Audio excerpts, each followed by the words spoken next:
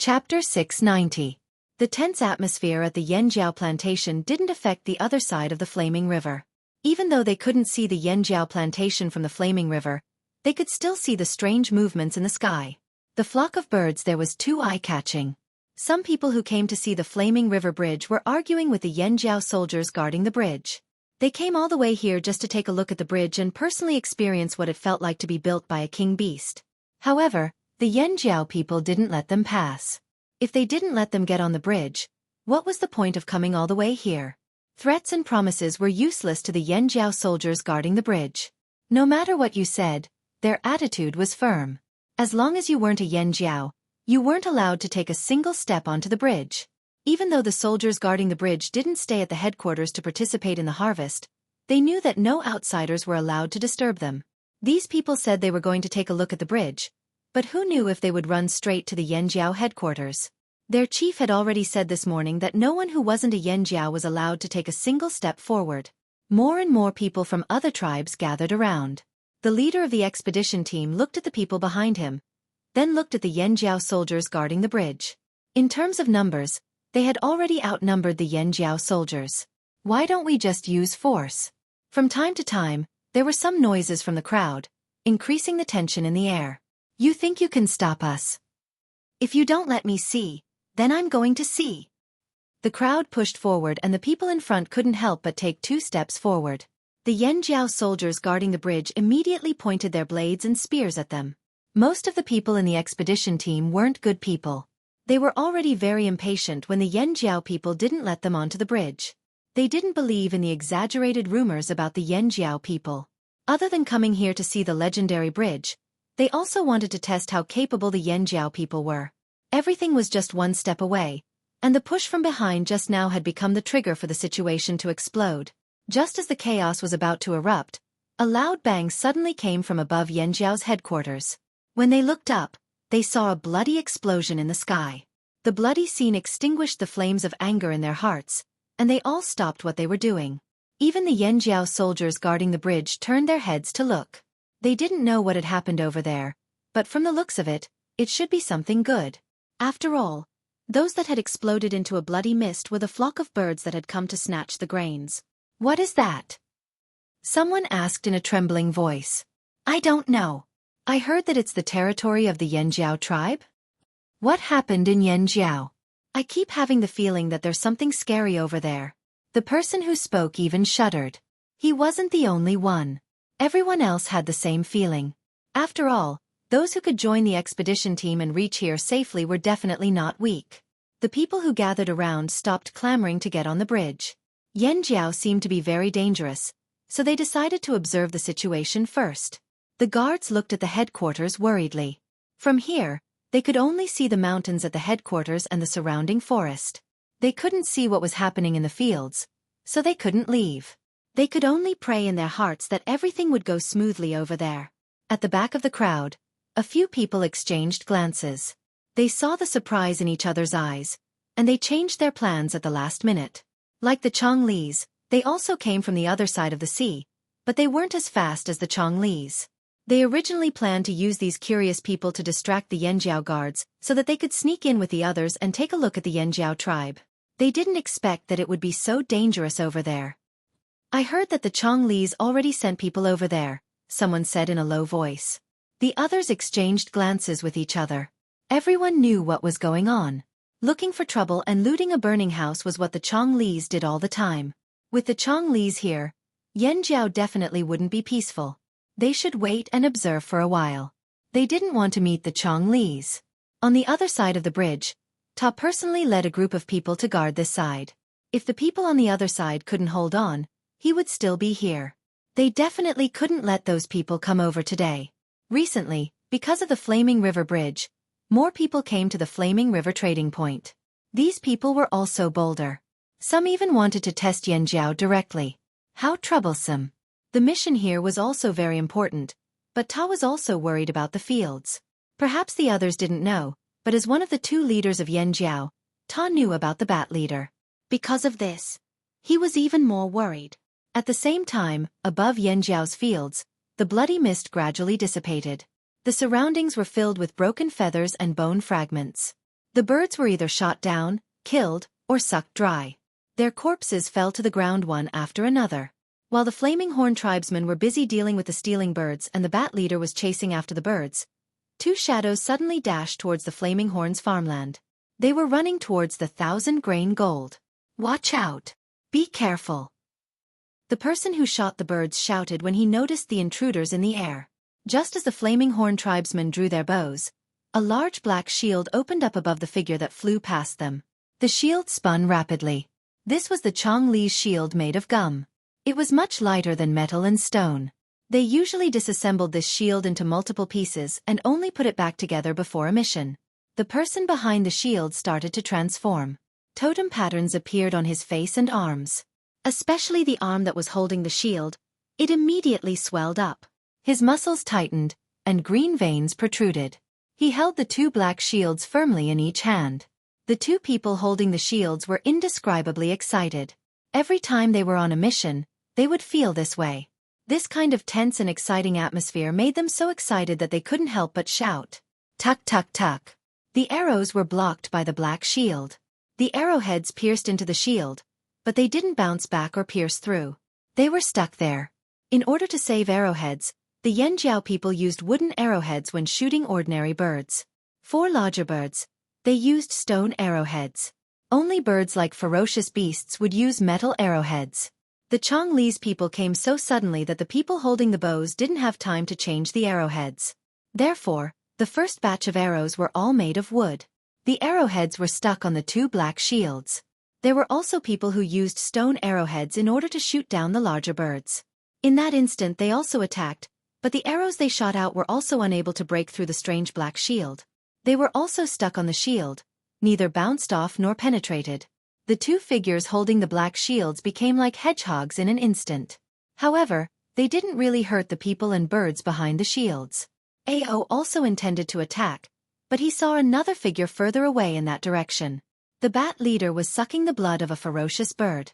If he attacked, if he missed the target, the spear was likely to go directly to the bat leader. If he angered the bat leader, would it change its target to people on his side? However, because of that little bit of hesitation, Ao lost the chance to hit the target. It was very difficult for him to hit the target again. The chance was gone in a flash. Just as the two people behind the black shield were feeling complacent, a long spear with a green tip pierced through the air towards one of the shadows. The cyan spearhead fiercely stabbed into the black shield. The sharp tip of the blade pierced through the shield, and a part of the impact spread along the shield during the collision. The dense number of arrows stuck on the black shield were instantly shattered. Apart from the arrowheads that were still stuck on the shield, many of the arrowheads had already been shattered, and scattered. The spear that pierced the black shield didn't stop moving forward. The strong impact continued to push the spear forward and break the shield. At that moment, the person behind the black shield felt as if time had stopped. His pupils shrank because of the sudden shock. He could even hear the sound of friction between the spear and the shield. The place where the shield was broken seemed to be scorched by the high temperature. If the shield was of any other color, there might be a circle of scorch marks on the place where the spear broke through. There seemed to be a burning air entering his nose. The person behind the shield saw the blue spear that reflected the cold light getting closer and closer to him. He didn't even have time to react. It was too late. He didn't think. Fortunately, the spear brushed past his forehead in the end. At the same time, his hands that were holding the black shield, under the impact of the spear, seemed to have been attacked by the claws of a ferocious beast. Lacerations appeared on his hands, extending from the web between his thumb and index finger to the top of his arms. Blood spurted out from these wounds like arrows of blood. His whole body was also brought back and fell off the back of the long-winged bird. The hands that were holding the two black shields also loosened. The long-winged bird below him also lost its balance. It rolled down a few times before flying away in panic. It didn't stop even after taking an arrow to the butt. And the person who fell off the back of the long-winged bird was caught by his companion in the next moment and carried to the back of another long-winged bird. The person who was rescued stared blankly at the arm in his hand, then looked at the spear that fell with the shield. He couldn't help but swallow a few times. Just now, both of his arms were almost shaken off. What terrifying strength! And because they wanted to save him, the person who originally planned to create a diversion was exposed in advance. There's still someone else. They still have companions. However, just as everyone's attention was on the two people who came later, two more figures rushed in when no one was paying attention. They didn't directly rush into the center, but at the border, through the gaps exposed by the guards, they quickly flashed past. As they flew past, the person on the long-winged bird's back shook his arms. His originally normal arms shrunk in an instant, becoming as small as a child's. His sleeves fluttered in the wind, outlining the clear outline of his arm bones. He swung his arms slightly, and as the long-winged bird flew past, his outstretched fingers became as slender as hooks. He grabbed at the air, and with a flick of his arm, he scooped up a bag full of 1,000-grain gold that was held by a Yanjiao warrior. The place where the Yanjiao warrior had grabbed the bag was cut open, leaving only a piece of animal skin in his hand. The bag was taken away. After the attack, the person pulled up. The Yanjiao warrior didn't have time to do anything else. He could only watch as the person left. Some 1,000-grain gold still fell from the opening of the animal skin bag that wasn't tied tightly. The same thing happened in another part of the 1,000-grain gold field. Someone suddenly came in and took away a bag of 1,000-grain gold. The bag was full and tied up, but they didn't have time to move it to the warehouse. Now, it was taken away by a sneak attack. The two of them smirked proudly. If it weren't for the Flaming Horn's tight security, they would have been able to steal even more. However, they probably wouldn't have another chance after this, so they had no choice but to retreat. Let's go. Coo! There was a bird call in the air, and the intruders all retreated. As they left, they let out strange cries, like the cry of a victor after a battle. All of this happened in the span of a few breaths. Ao's expression changed when he saw this. His expression was ferocious, even ruthless. It was obvious that these people worked very well together. They made full use of each other's strengths and weaknesses, using each other's strengths to make up for their weaknesses. If they weren't still in the Flaming Horn's territory and needed to continue working together, they would have immediately flown in different directions. And once they left Yanjiao territory, even if Xiao Xian called Cha-Cha back to continue chasing, they wouldn't be able to catch up. After all, there were 7 of them, 7 birds. Ao was about to give chase, but Xiao Xian stopped him. You stay here, I'll go. Between Ao and Xiao Xian, one of them had to stay behind. After all, the harvest wasn't over yet, and there might be other variables. Someone had to stay here to watch over things. After hearing Xiao Xian's words, Ao reluctantly stopped. After all, it was useless for him to chase after them. Xiao Xian could still get Cha-Cha to help. After saying that, Xiao Xian flew in the direction of the figures in the sky. Wu He looked at the 2 bags of fruit in his hands, his face full of pride. Yanjiao, that's all there is to it. Exciting. Haha. Did you see the faces of those Yanjiao people? I didn't see it, but it definitely won't be good. Ha ha ha. My arm was almost crippled, but it's good that we got it. I didn't see those Yanjiao people's faces, but I'm sure they'll look like they've been smashed with bird poop, hee hee. Hey, don't be so happy yet. There's someone chasing after us. Someone beside Wu He interrupted the laughter of the others. Wu He looked down. There weren't many trees here, and he could see the person running through the trees. Seeing that the person was running so fast, and the distance between them was quickly closing, Wu He's eyes flashed with surprise.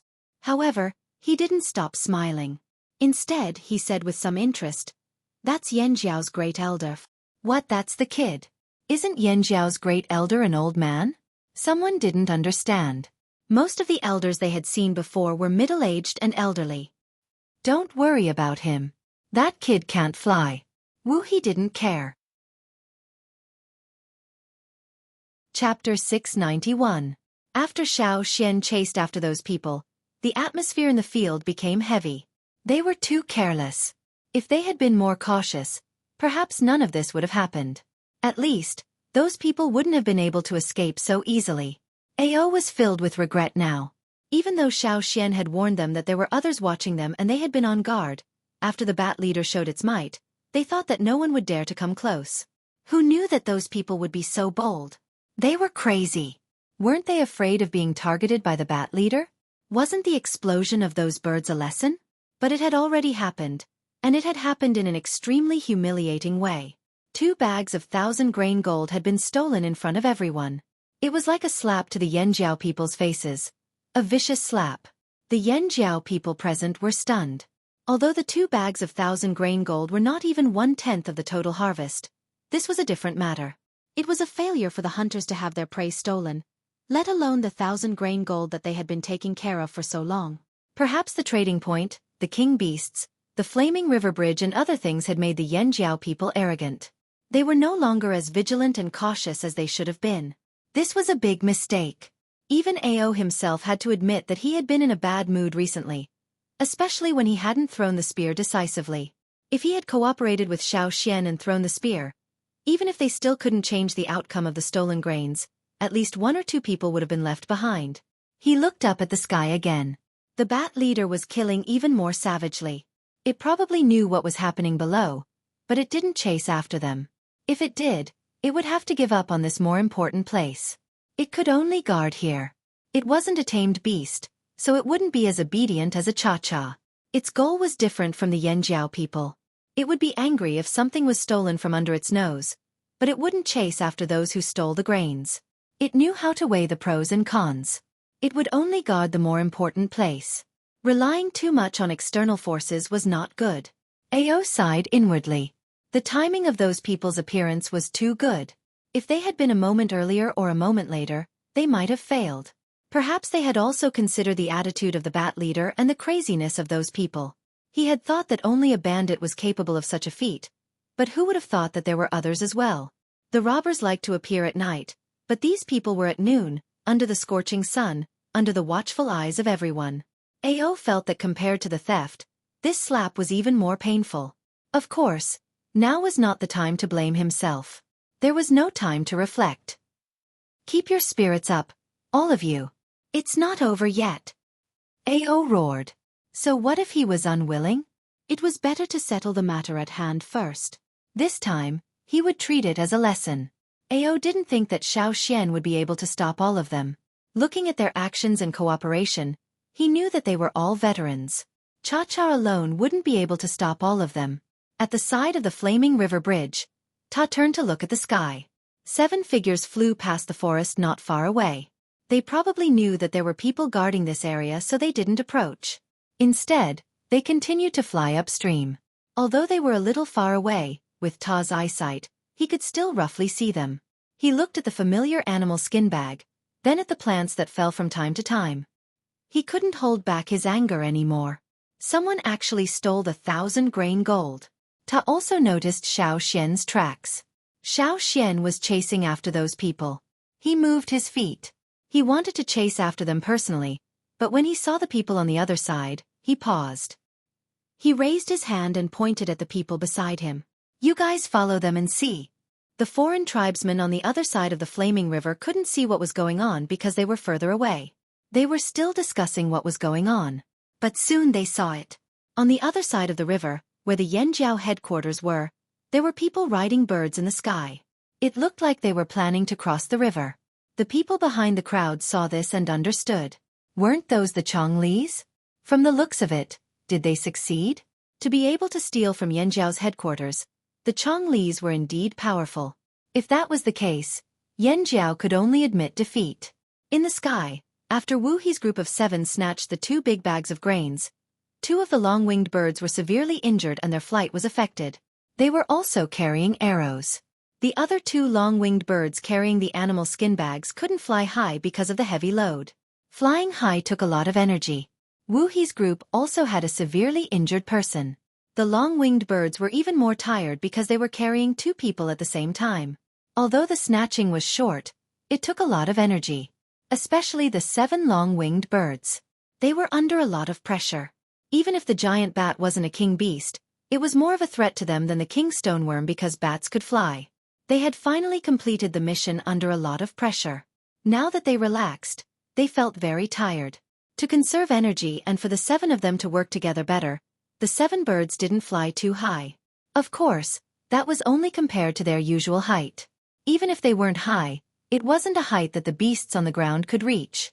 They flew above the forest and maintained a certain distance from the canopy. This allowed them to conserve energy and avoid the threats on the trees. This was the height that many experienced birds liked. Cha-Cha also maintained this distance in the past. As long as they flew fast enough, The people on the ground wouldn't be able to hit them unless they were sharpshooters. They chose to fly upstream because there weren't many people on the flaming river. They definitely wouldn't fly upstream because they didn't want to enter the forest full of fearsome beasts. They had to cross the river. On the other side of the flaming river, the tribes weren't evenly distributed. This was what Wu He found out. He also knew that the Yanjiao people had gone downstream before. There must be more Yanjiao people downstream who were familiar with Yanjiao. If they flew there, they would be watched. But upstream was different. As long as they crossed the river, there would be fewer tribes upstream and fewer people watching them. That way they could escape faster. We're already out of Yanjiao territory. If we continue forward, we'll be in the forest full of fearsome beasts. Let's cross the river, Wu He said. The others didn't object. They signaled for the long-winged birds to change direction and prepare to cross the river. Once we cross the river, we'll split up, Wu He said. Suddenly, his eyelids twitched. What's wrong? The others saw this and looked around nervously. They didn't see any suspicious flying objects in the sky. They didn't see the giant bat, because they didn't see the giant mountain eagle that they were supposed to meet either. But that kid was still following them closely. Anything out of the ordinary? Wu He asked. Other than that kid still following us, we don't see any other threats. The others looked around again and said with certainty, "That's good." Wu He felt that he was probably overthinking things because he was too nervous. He didn't underestimate Xiao Xian. As the grand elder of the Yanjiao tribe, someone who could lure the king beast away, he must be special. However, the main reason why Wu He didn't think much of him was because Xiao Xian couldn't fly. Even the king beast that was causing a ruckus outside the Flaming River trading point couldn't do anything to them in the air. Without the giant mountain eagle's help, what could the grand elder of Yanjiao do at a time like this? Not even a fart. Wu He poked his head out and looked at the people below who hadn't given up yet. He then looked at the flaming river that was getting closer and closer. The smile on his face grew wider and wider. They were already here and that guy didn't have an eagle to help him. There was no bridge here either. How was he going to cross the river? There were many big, vicious fish in the river. Let's see how you're going to catch up. The river was getting closer and closer. The 7 long-winged birds were no longer paying attention to the people below. Among the 7 of them, only Wu He was still staring at the people below. Just as the 7 long-winged birds were about to fly into the river, the people in the forest jumped out and jumped high into the air. Seeing this, Wu He couldn't help but laugh. You think you can fly just because you jump high? Do you think you can fly? But soon Wu He couldn't laugh anymore. Whoosh! There was a sound like a strong gust of wind. A blazing flame rose from Xiao Xian's body. A strong gust of wind swept up from below. The wind fanned the fire and it soared into the sky. In the blink of an eye, the flames gathered together and formed a giant that suddenly stood up in the air. A strong sense of oppression seeped out and filled the air. The rapidly rotating gust of wind made the figure formed by the flames blurry. The flames that floated out of the giant's body didn't make it look strange. Instead, it made it look even more intimidating, like the mane of an angry beast. The 7 Chonglis who were closest felt it the most. They had never felt such pressure before. Such a majestic aura seemed to be able to crush people. The flame giant was almost at the same level as them. They couldn't see its eyes, only its silhouette. But Wu He and the others had an illusion that the giant's eyes were staring at them. Wu He could only feel the bones in his body creaking. The other 6 people's faces also changed. Fear, panic, helplessness. Their fingers were trembling and they felt like they were about to suffocate. The 7 long-winged birds even forgot to flap their wings. Everything was out of their control. There was an unexpected obstacle. And just at the instant when they were stunned, the flame giant moved. It raised its palm and pressed down, as if it was swatting away flies, slapping over. The blazing gust of wind carried an irresistible force. It didn't give Wu He and the others any time to react. They could only watch as the giant palm slapped down. The people who were watching from the other side of the bridge gasped when they saw this scene. Their mouths were agape and their eyes were wide open. Their jaws were about to fall off. What the hell was that? They only saw a giant made of flame suddenly appear, and then with a palm, those people in the air were slapped down. Just like that, it slapped them down. Chapter 692. With that slap, 5 of the 7 long-winged birds in the air fell to the ground. The other two weren't hit directly but were swept away by the force of the slap. They spun a few times in the air and barely managed to steady themselves before crashing into a tree. These 2 birds were lucky, but the other 5 weren't so lucky. Although it was just flames, the force of the slap was real. When the flame giant's palm slapped towards them, it directly passed through their bodies. However, the force of the slap still carried a scorching air current, as if it wanted to burn them up, causing them to feel a burning pain. That was not a real flame. It was a fire seed flame that was activated by totemic power. It was similar to how some people would have flames on their skin when they activated their totemic power. Everyone could understand this, but the difference was that no one had ever created such a huge giant like Xueqi. This was not something they could understand. Perhaps only those who had participated in the Flaming River banquet would not be surprised by this. Many tribesmen were fearful of unfamiliar and seemingly powerful forces. The scene in front of them left them stunned for a long time. It wasn't until the flames on the other side gradually disappeared that they trembled as if they were frightened. The Yanjiao tribesmen guarding the bridgehead looked away. Others might not know what that was, but they knew very well. They couldn't help but sigh with pride, as expected of the head elder. Thinking of the trouble ahead, the Yanjiao tribesmen guarding the bridgehead immediately became serious. They looked at the foreign tribesmen who were causing a ruckus. The head elder's actions just now gave them confidence. They didn't need to think too much. They just needed to do what they were supposed to do. If they couldn't stop these people, the head elder and the others would naturally deal with them. Seeing the Yanjiao tribesmen guarding the bridgehead looking at them, the one who caused the ruckus earlier changed his expression and forced out a laugh. Ha ha. He then turned and left. What a joke. They didn't want to go over and get slapped. They didn't want to rush over and meet the same fate as those who had been slapped. What if that flame giant had targeted them? Seeing that the situation wasn't right, they gave up on the idea of rushing in. Although the Yanjiao tribesmen were different from the rumors, they were still quite fearsome. For the time being, they didn't want to directly confront Yanjiao. As for the probing they wanted to do before, whoever wanted to test him could go ahead. In any case, they did not intend to continue. Let's go to the Flaming River trading point and see if there's anything good there. Don't go back empty-handed. But boss, aren't we going to take a walk on the Flaming River Bridge? Someone asked. When the Yanjiao issue is resolved, there should be a chance. The Flaming River Bridge was secondary now. The most important thing was that their evaluation of Yanjiao had increased by another level. They knew what kind of attitude they should have towards different tribes. Since the troublemakers had left, the others were also scared and naturally wouldn't continue to stay here. The people at the back of the crowd glanced at the direction where the flame giant had appeared before they left. Since the Changle people had been beaten down, the Yanjiao people definitely wouldn't let them leave. They might even kill them and rob the Yanjiao people of their belongings. The Yanjiao people definitely wouldn't let them live. Fortunately, he didn't act rashly. The few of them looked at each other and saw the relief in each other's eyes. Forget it. It was better to observe for a while longer. They wouldn't go to the Yanjiao headquarters.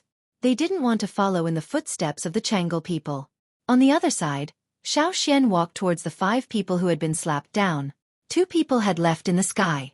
He didn't chase after them, nor did he use the bone ornament to summon the flame giant to stop them. The 5 Changle people and the 5 long-winged birds all felt terrible after being slapped down from the sky. Especially those who were already injured. Even though the one who was heavily injured was cushioned by the long-winged bird, he still fainted from the fall. The branches that had been broken by them struggled for a while before finally falling down. One of the Changle people who was groaning in pain was suffocating. His face was red and he seemed to want to cough, but he couldn't. He could only breathe with all his might. The muscles on his face were contorted from the pain. Xueqi helped his companions who could still stand up. He looked at the approaching Xueqi cautiously. His gaze lingered on the green broadsword in Xueqi's hand for a while. The broadsword had a strong murderous aura. Even if it wasn't used to kill people, it must have slaughtered many ferocious beasts. Now, Xueqi's broadsword was pointed at them. Some of the people who had been slapped down had their legs broken. Some had even fainted. It was impossible for all of them to leave safely. Whoosh, whoosh, whoosh. Someone was quickly approaching from the forest. First Elder.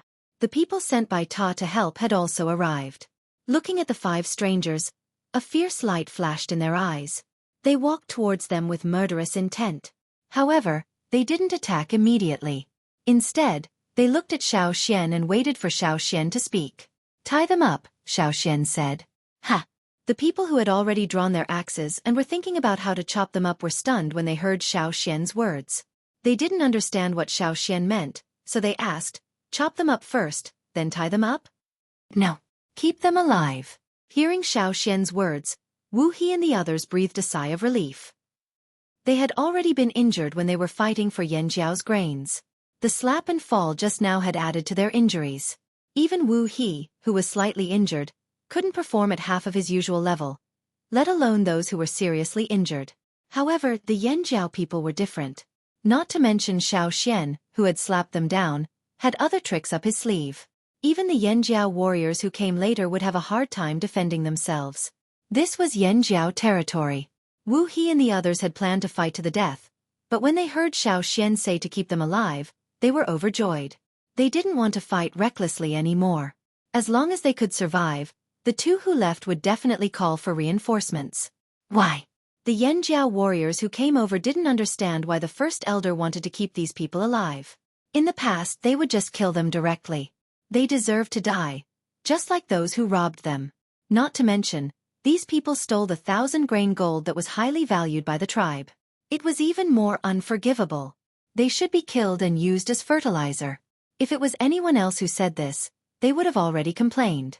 However, it was Xueqi who said this.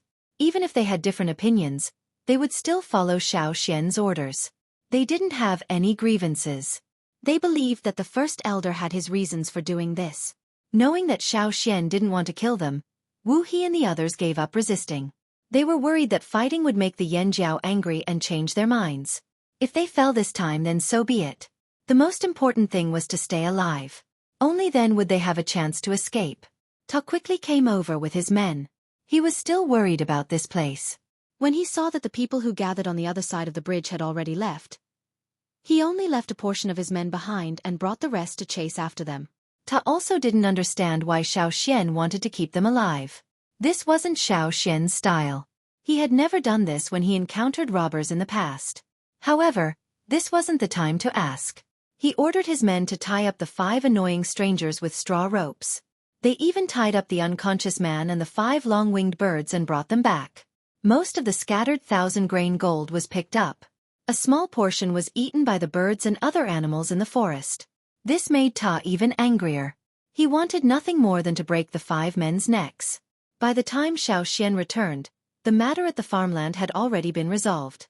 Seeing that Xueqi had recovered most of the lost grains and even captured the 5 robbers, Ao Yinzhao's mood was much better. However, he still couldn't figure out why Xueqi wanted to keep the 5 men alive. He was the one who wanted to kill them. When he heard that 2 of them had escaped, Ao began to worry again. He planned to go back and discuss a defensive strategy. Those people cooperated too well, and the timing was too good. Moreover, they were from the other side of the sea. They must have other accomplices. He had to be careful. Keeping them alive is still useful. Someone will come and ransom them, Xueqi said. What can they use to ransom them? Ao asked casually. Money. Yanjiao didn't lack that. Food. They didn't lack that either. Metal? Unless they brought over nuclear seeds, they wouldn't be interested in ordinary metal wares. Yanjiao's new bronze wares were better than most of the metal wares on the other side of the sea. Then what other deal could tempt Yanjiao? Ao couldn't figure it out. If it was just some money, he might as well kill these people to vent his anger. That would make him happy. I need them to do something, Xueqi said. Although Wu He was a bit far from them, he could tell what they were talking about from the movements of their mouths. Thus, he didn't need to hear. He could roughly guess what Xueqi and Ao were talking about just by looking. It wasn't complete, but he had a rough idea. Although he'd guessed that Xueqi had a use for them, or that he wanted to exchange them for something, he didn't expect that what they wanted wasn't money or anything else. That guy's goal seemed to be Chang'e, and not just the 5 of them. Wu He's heart skipped a beat when he thought about what had happened. Xueqi had slapped them down from the sky at the flaming river on purpose. He was using them to establish his authority. With Xueqi's speed, he could have slapped them down from the sky at any time, but he'd waited until they were near the river. At that time, there were many eyes on the other side of the river. They'd wanted more people to see how they were going to steal from Yanjiao territory. They hadn't expected things to turn out like this. They believed that those who saw that scene would temporarily restrain their restless thoughts. However, Wu He couldn't guess what Xiao Xian wanted the Changle people to do. Lock them up first. Xiao Xian pointed at Wu He and the others. Don't tie them up with straw ropes. Use chains. Straw ropes will make it easy for them to escape. Those who'd been thinking of ways to get rid of the straw ropes could only give up. The Yanjiao people had actually made these sturdy chains. After Wu He and the others were taken away, the farming stopped for the time being. Several Yanjiao executives gathered for a discussion. Wu He had already told them where they came from. Zhang Luo and the others had also heard of the Changle people.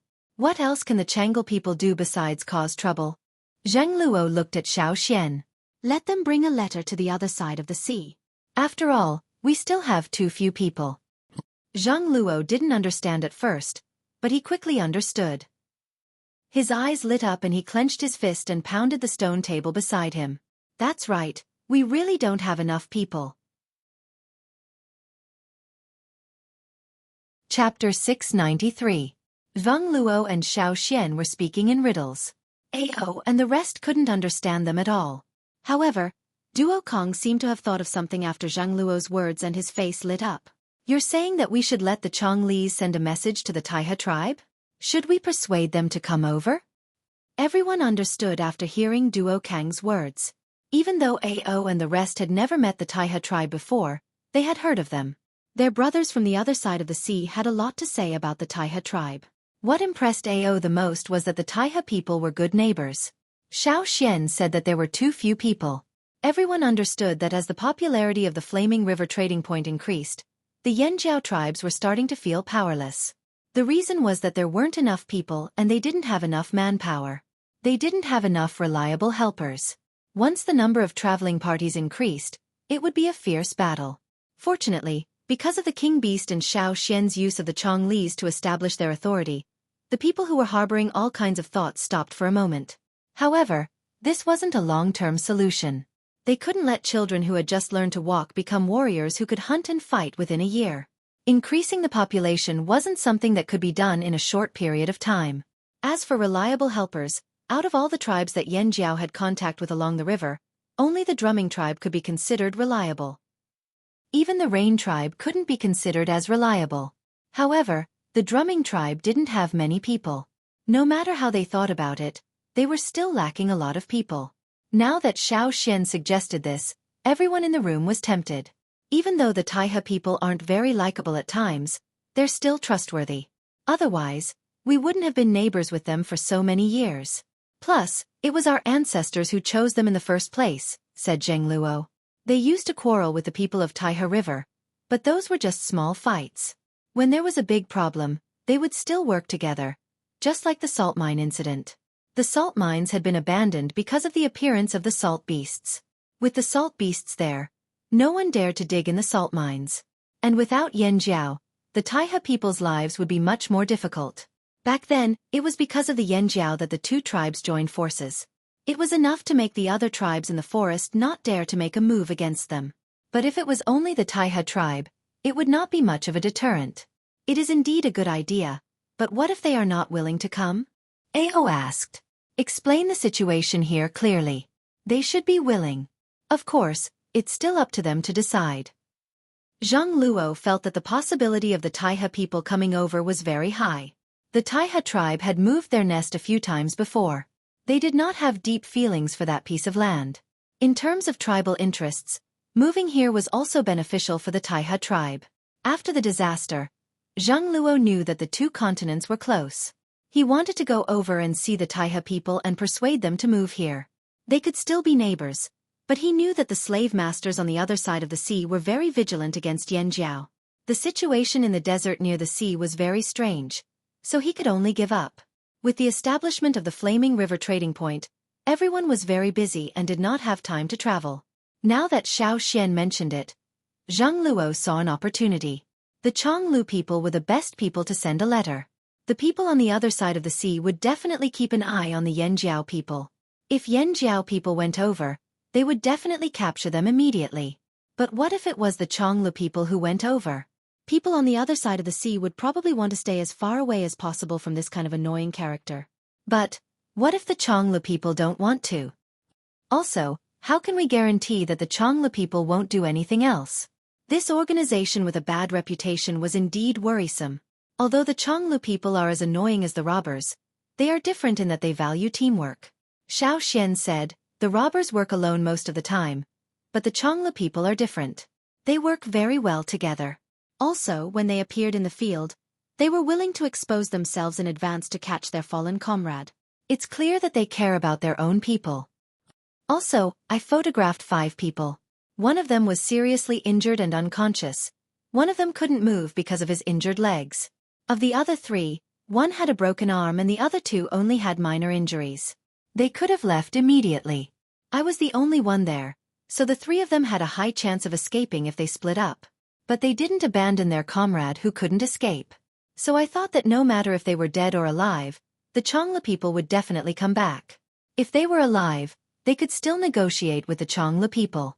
After listening to Xiao Xian's explanation, the others nodded. That was right. Ao was initially wary of the Chonglu people, but now he hoped that they would come quickly. That way, Xiao Xian's plan could be carried out. Then, let's prepare the letter to the Taihe people, Xiao Xian said. The others understood that no matter how close they were to the Taihe people, they had to show their sincerity. If only Zhang Luo and Duo Kong left a message in the letter, the Taihe people might not fully believe it. After all, Zhang Luo was no longer the leader, and Duo Kong was only one of the 2 leaders. After the discussion, Ao stopped Xiao Xian. The bat has left, but it took a bag of grains with it. It wasn't the biggest one, but a small one. After harvesting the 1,000-grain gold, the people quickly removed the grains from the ears and put them in other bags. The bags used to store the 1,000-grain gold were all big bags, but Xiao Xian asked them to use smaller ones. When Ao went to check at night, he found that a small bag was missing. The bag was about the size of a human head. There was an open window in the warehouse, and there were many people guarding outside. The bat was probably the only one who could sneak in and take the 1,000-grain gold away. Also, I didn't see it tonight. Is it still nearby? Ao asked. Not anymore. Xiao Xian didn't sense the bat leader's presence. It might have taken the bag of grains back to the Bat Mountain. Could it be that it was just helping us? It didn't take a lot of grains, Ao sighed. Xiao Xian glanced at him. You're thinking too much. It just thinks that these things belong to it, and we're just its little brothers collecting food for it. Why is it protecting the 1,000-grain gold? It considers the 1,000-grain gold as one of its favorite foods, and it doesn't allow other people or animals to get close. It's a typical behavior of an animal protecting its food. As for why it only took a small bag, it's because it's easier to move around. The big bag can't fly, and it's quite far from here to the Bat Mountain. Will it come back for the rest of the 1,000-grain gold? Ao asked. I don't know. We can check every day. If we eat the 1,000-grain gold, will it get angry? Ao was still worried. He didn't even dare to eat what he grew. It was so frustrating. Probably not. If it doesn't allow us to touch the 1,000-grain gold, it will threaten us. Beasts protect their food. They'd rather let their food rot than let unrelated people or animals take it away. At least for now, the bat leader didn't exclude the Yanjiao people as its own people. Then I'm relieved. After resolving his doubts, Ao finally relaxed. He began to prepare for the next step. He didn't know when the Chongli's people would arrive. As for Wu He's group of 5 who were locked up in the cave, they were having a hard time. The soup was cold, the meat was cold and hard, and it tasted bad. There wasn't even any dry grass on the ground, let alone animal skins. Fortunately, it wasn't too cold yet, but the temperature at night was much lower than during the day.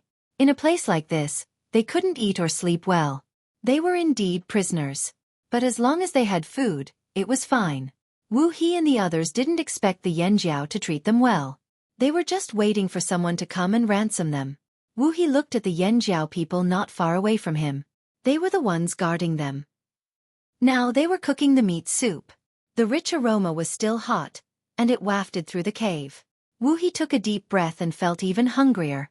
He looked away from the soup pot and tried to shift his attention to something else. The Yanjiao people were talking about something. Wu He couldn't hear them clearly, but he could guess what they were talking about from the movement of their lips. Hey, when the great elder summoned the flame giant, he smacked them down with one slap. Do you know how they looked when they were tied up? They looked like they had been smashed with bird shit. Ha ha ha, a Yanjiao warrior said. Wu He, who had deciphered this, was speechless. Those words sounded familiar. As he continued to observe the Yanjiao guards, Wu He realized that the Yanjiao people had mentioned the word bandit. It seemed to be the name of a tribe. I feel like the Chonglis are just like the bandits. They make people want to kill them. Actually, if the great elder hadn't spoken, we would have done it. But the bandits seem to be harder to catch. Up until now, we've only caught one bandit, but the Chonglis caught 5. Another Yanjiao warrior said to his companion. The content of his words made Wu He very unhappy. Bandit? What the hell was a bandit? How could they be compared to the Chonglis? Why did the Yanjiao people say that they were stronger than the Chonglis? Was there someone here who could compete with the Chonglis? Wu He tried every day to find out more about the bandits from the guards and waited for the Chonglis to come and save them. On the 5th day after Wu He and the others were captured, the Chonglis finally arrived. However, they weren't here in Yanjiao, but at the Flaming River trading point. They wouldn't let the Chonglis into Yanjiao's headquarters. Xiao took out the animal skin scroll filled with words from the mountain, rolled it up, put it in a bamboo tube, and closed it. This was the letter everyone had written over the past 5 days to their old neighbor, the Taiha tribe. Under the night sky, Xiao walked towards the Flaming River trading point. At the same time, he brought Wu He, whose hands and feet were cuffed with him. To prove that these people were still alive, he had to bring a living person. Among the 5 of them, Wu He seemed to be the core of the group. He was also in the best state of mind, so he was the most suitable person to bring along. When Wu He heard that someone had come to save them, he was very happy. Although their mission had failed and they had embarrassed the Chonglis, when he thought about how they would soon be free from their prison, his listlessness from a few days ago was swept away and he eagerly went over. Chapter 694. When Xiao arrived at the Flaming River Castle, the Flaming River trading point was already very quiet. Only a few houses were lit up by water moonstones and other illuminating crystals. When the guard outside the Flaming River Castle saw Xiao, he gestured to let Xiao know how many Chonglis were inside so that Xiao could be mentally prepared. Xiao nodded slightly and brought Wu He in. Outside the reception room, there were 2 people that Xiao didn't know. They were probably from the Chonglis. When they saw Wu He, they sneered and looked at him with disdain and mockery. Not only did he fail his mission, but he was also caught. This was indeed embarrassing for the Chonglis. On the other hand, Wu He was even more nervous. He wasn't afraid of being mocked by the 2 people outside. He could always mock them back next time. Who was afraid of who? Everyone had been mocking each other for a long time. The Chonglis also compared their performance. Wu He had always been better than the 2 people, so he didn't care about their mockery. What made him nervous was the people inside. Who would come this time? Xiao knocked twice on the door and opened it. Other than Zheng Luo and Duo Kong, there were 5 strangers inside. They should be the Chonglis who came after hearing the news. Before Xiao arrived, Zheng Luo had already talked to them once. At this time, the room was very quiet. Zheng Luo and Duo Kong seemed to be thinking about something. The 5 people didn't seem like they were going to make a sound either. They were all waiting quietly. When Xiao opened the door, everyone inside looked at the door. The 5 Chonglis looked at Wu He at first, then they looked at Xiao and sized him up. Among the 5 people, the first person that Xiao noticed was the only one who was sitting. The man didn't look strong and was dressed like a tribesman from the Flaming River region. There wasn't anything special about him. Behind him was a big, muscular man with a bronze hammer in his hand. He stood there like a wall, not bothering to hide his ferocious aura. If he was in a crowd, he would definitely be noticed. However, the most dangerous person was the only one who was sitting down. His body was thin, but he was like a saber hidden in a scabbard.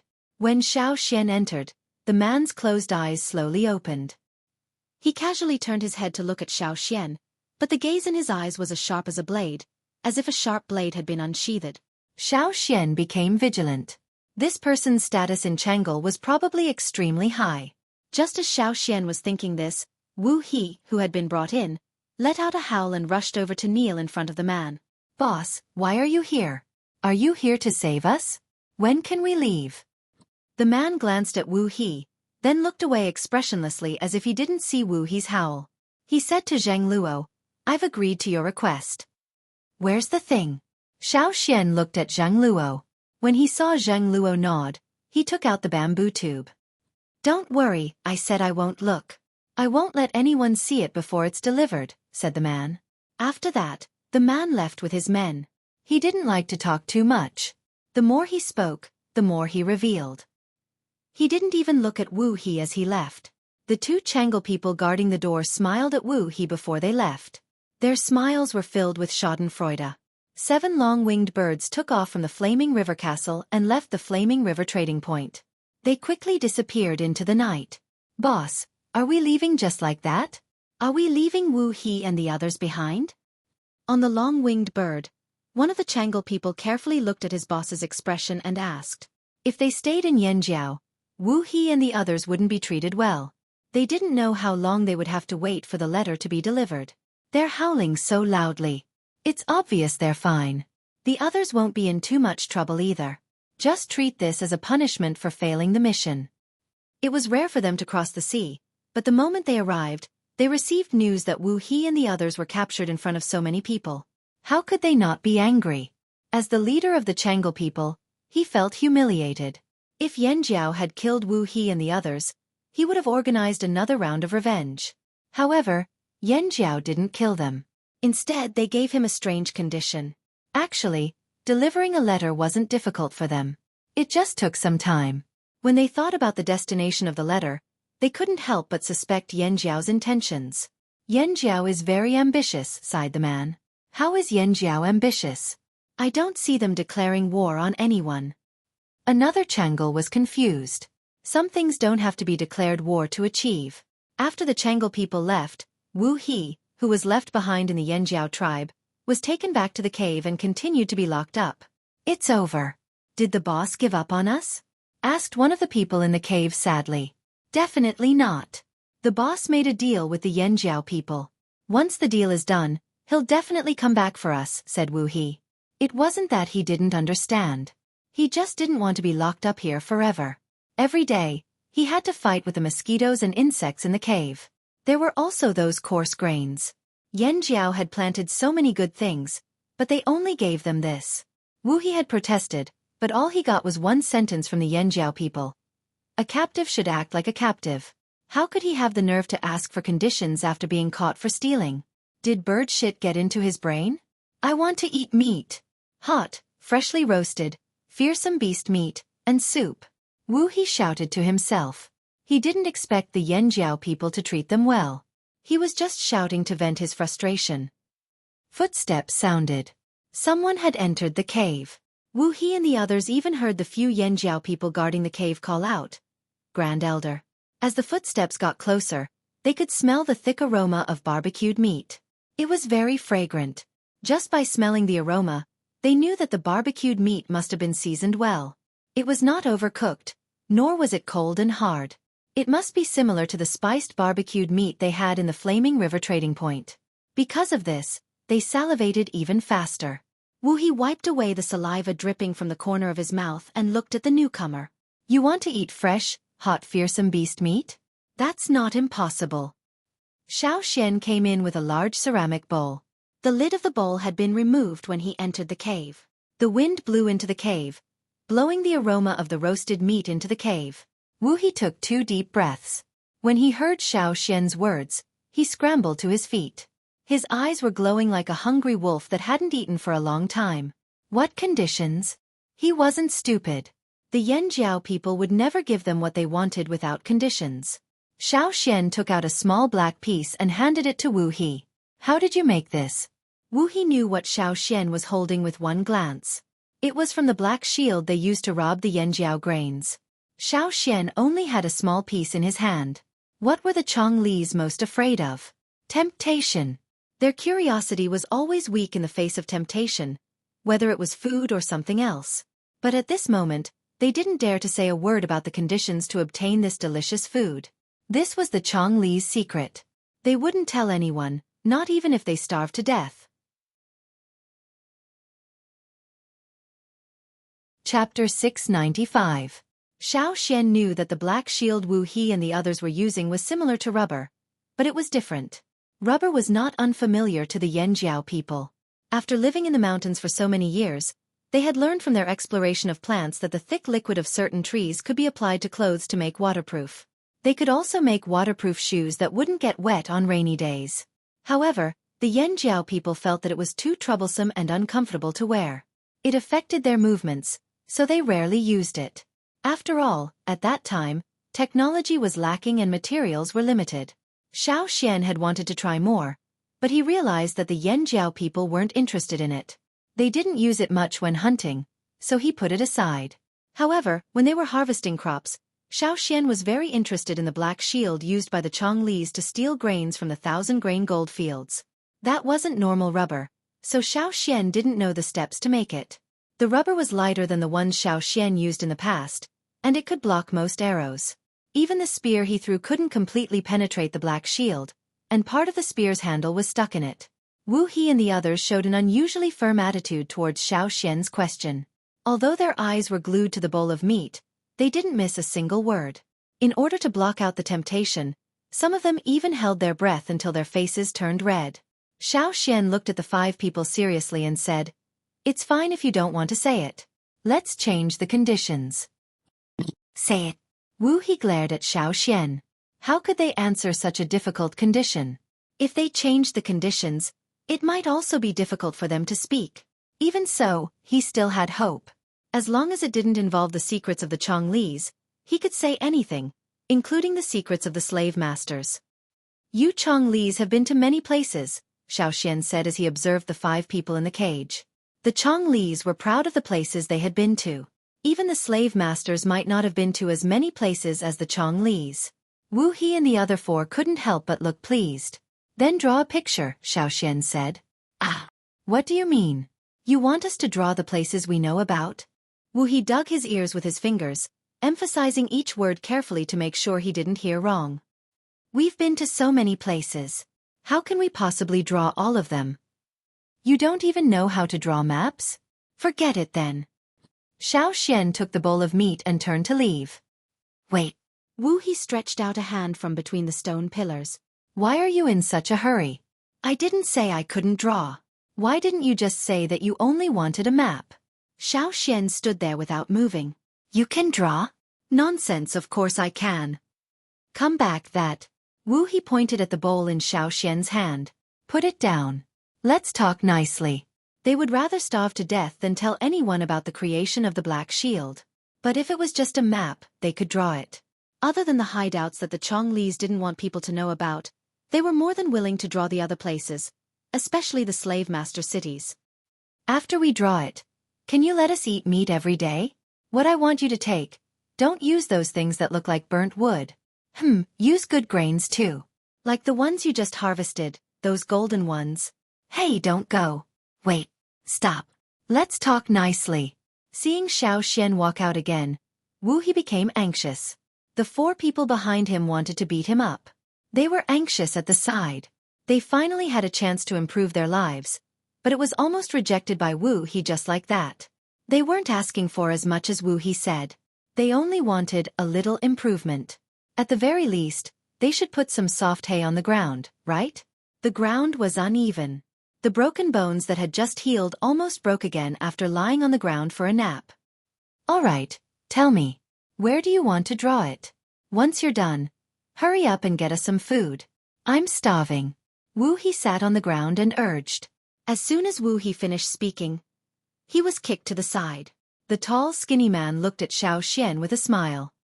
His face was full of flattery, as if he wasn't the one who had snatched the grains. "He's been starving recently. Great Elder, don't mind him. Come, let's continue. What do you want to draw? Where do you want to draw it? How detailed do you want it to be?" The tall, skinny man's mouth was bubbling as he asked a series of questions. "Draw a simple one first. Just a rough map of the continent over there," Xueqi said. Wu He and the others cursed in their hearts. Simple.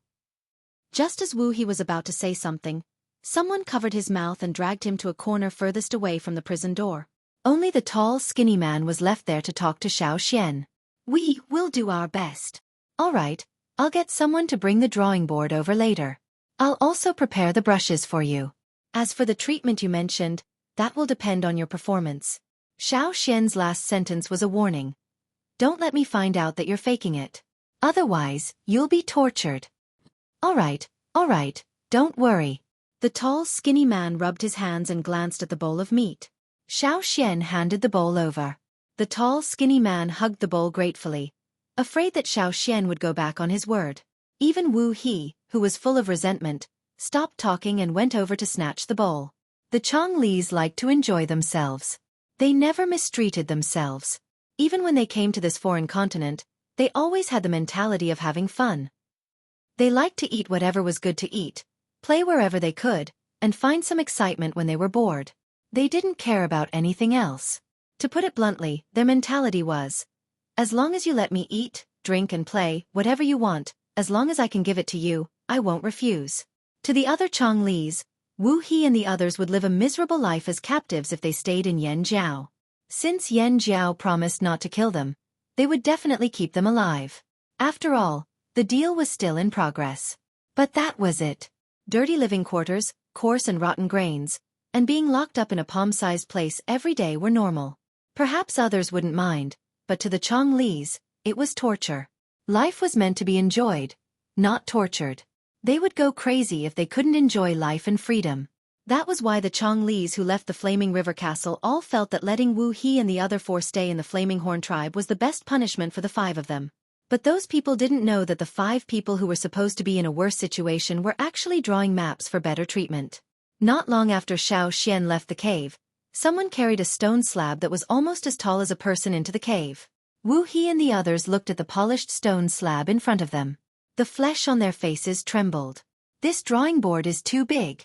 The Chonglis wouldn't reveal the secret of the Black Shield. Xueqi was prepared for this.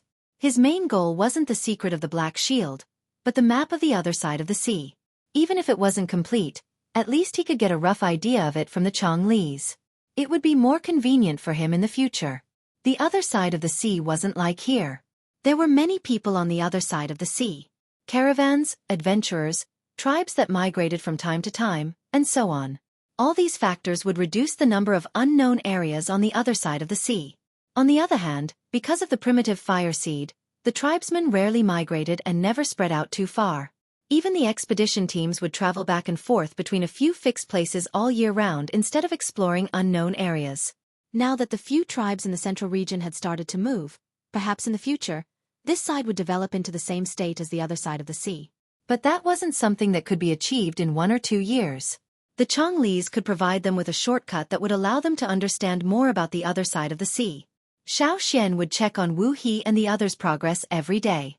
If he was satisfied, he would get someone to change their straw mats.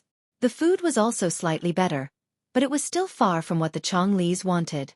Hence, Wu He and the others worked even harder. They believed that if they continued, the straw mats in the cave would be replaced with animal hides, and the food would become more delicious. Life would still be beautiful, and they could still enjoy being prisoners in a cell. Other than checking on Wu He and the others' progress, Xueqi spent the rest of his time in the secret underground room of the Flaming River Castle, continuing to study the mummified monster.